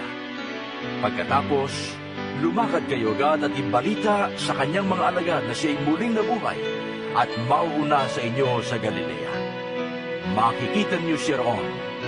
Yan ang balitang dala ko sa inyo. At dali-dali nga silang umalis ng libingan na may magkahalong takot at galak at patakbong pumunta sa mga alagad upang ibalita ang nangyari. Ngunit sinalubong sila ni Jesus at binati. Lumapit sila sa kanya, hinawakan ang kanyang mga paa at sinamba siya. Sinabi sa kanila ni Jesus, Huwag kayong matakot. Humayo kayo at sabihin sa mga kapatid kong pumunta sa Galilea at makikita nila ako roon.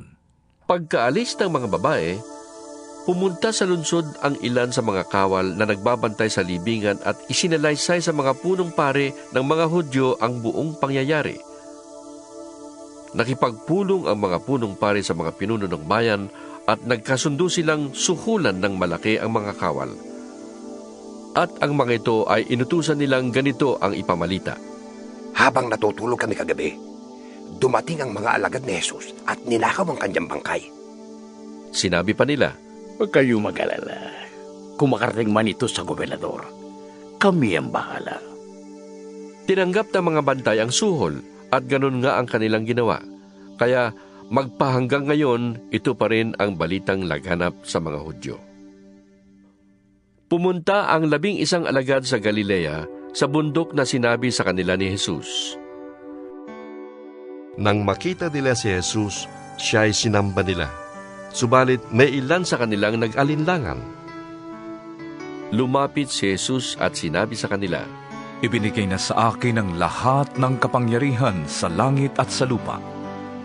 Kaya humayo kayo at gawin ninyong alagad ko ang mga tao sa lahat ng bansa. Bautismuhan ninyo sila sa ngalan ng Ama at ng Anak at ng Espiritu Santo. Turuan ninyo silang sumunod sa lahat ng iniutos ko sa inyo. Tandaan ninyo, ako'y laging kasama ninyo hanggang sa katapusan ng panahon.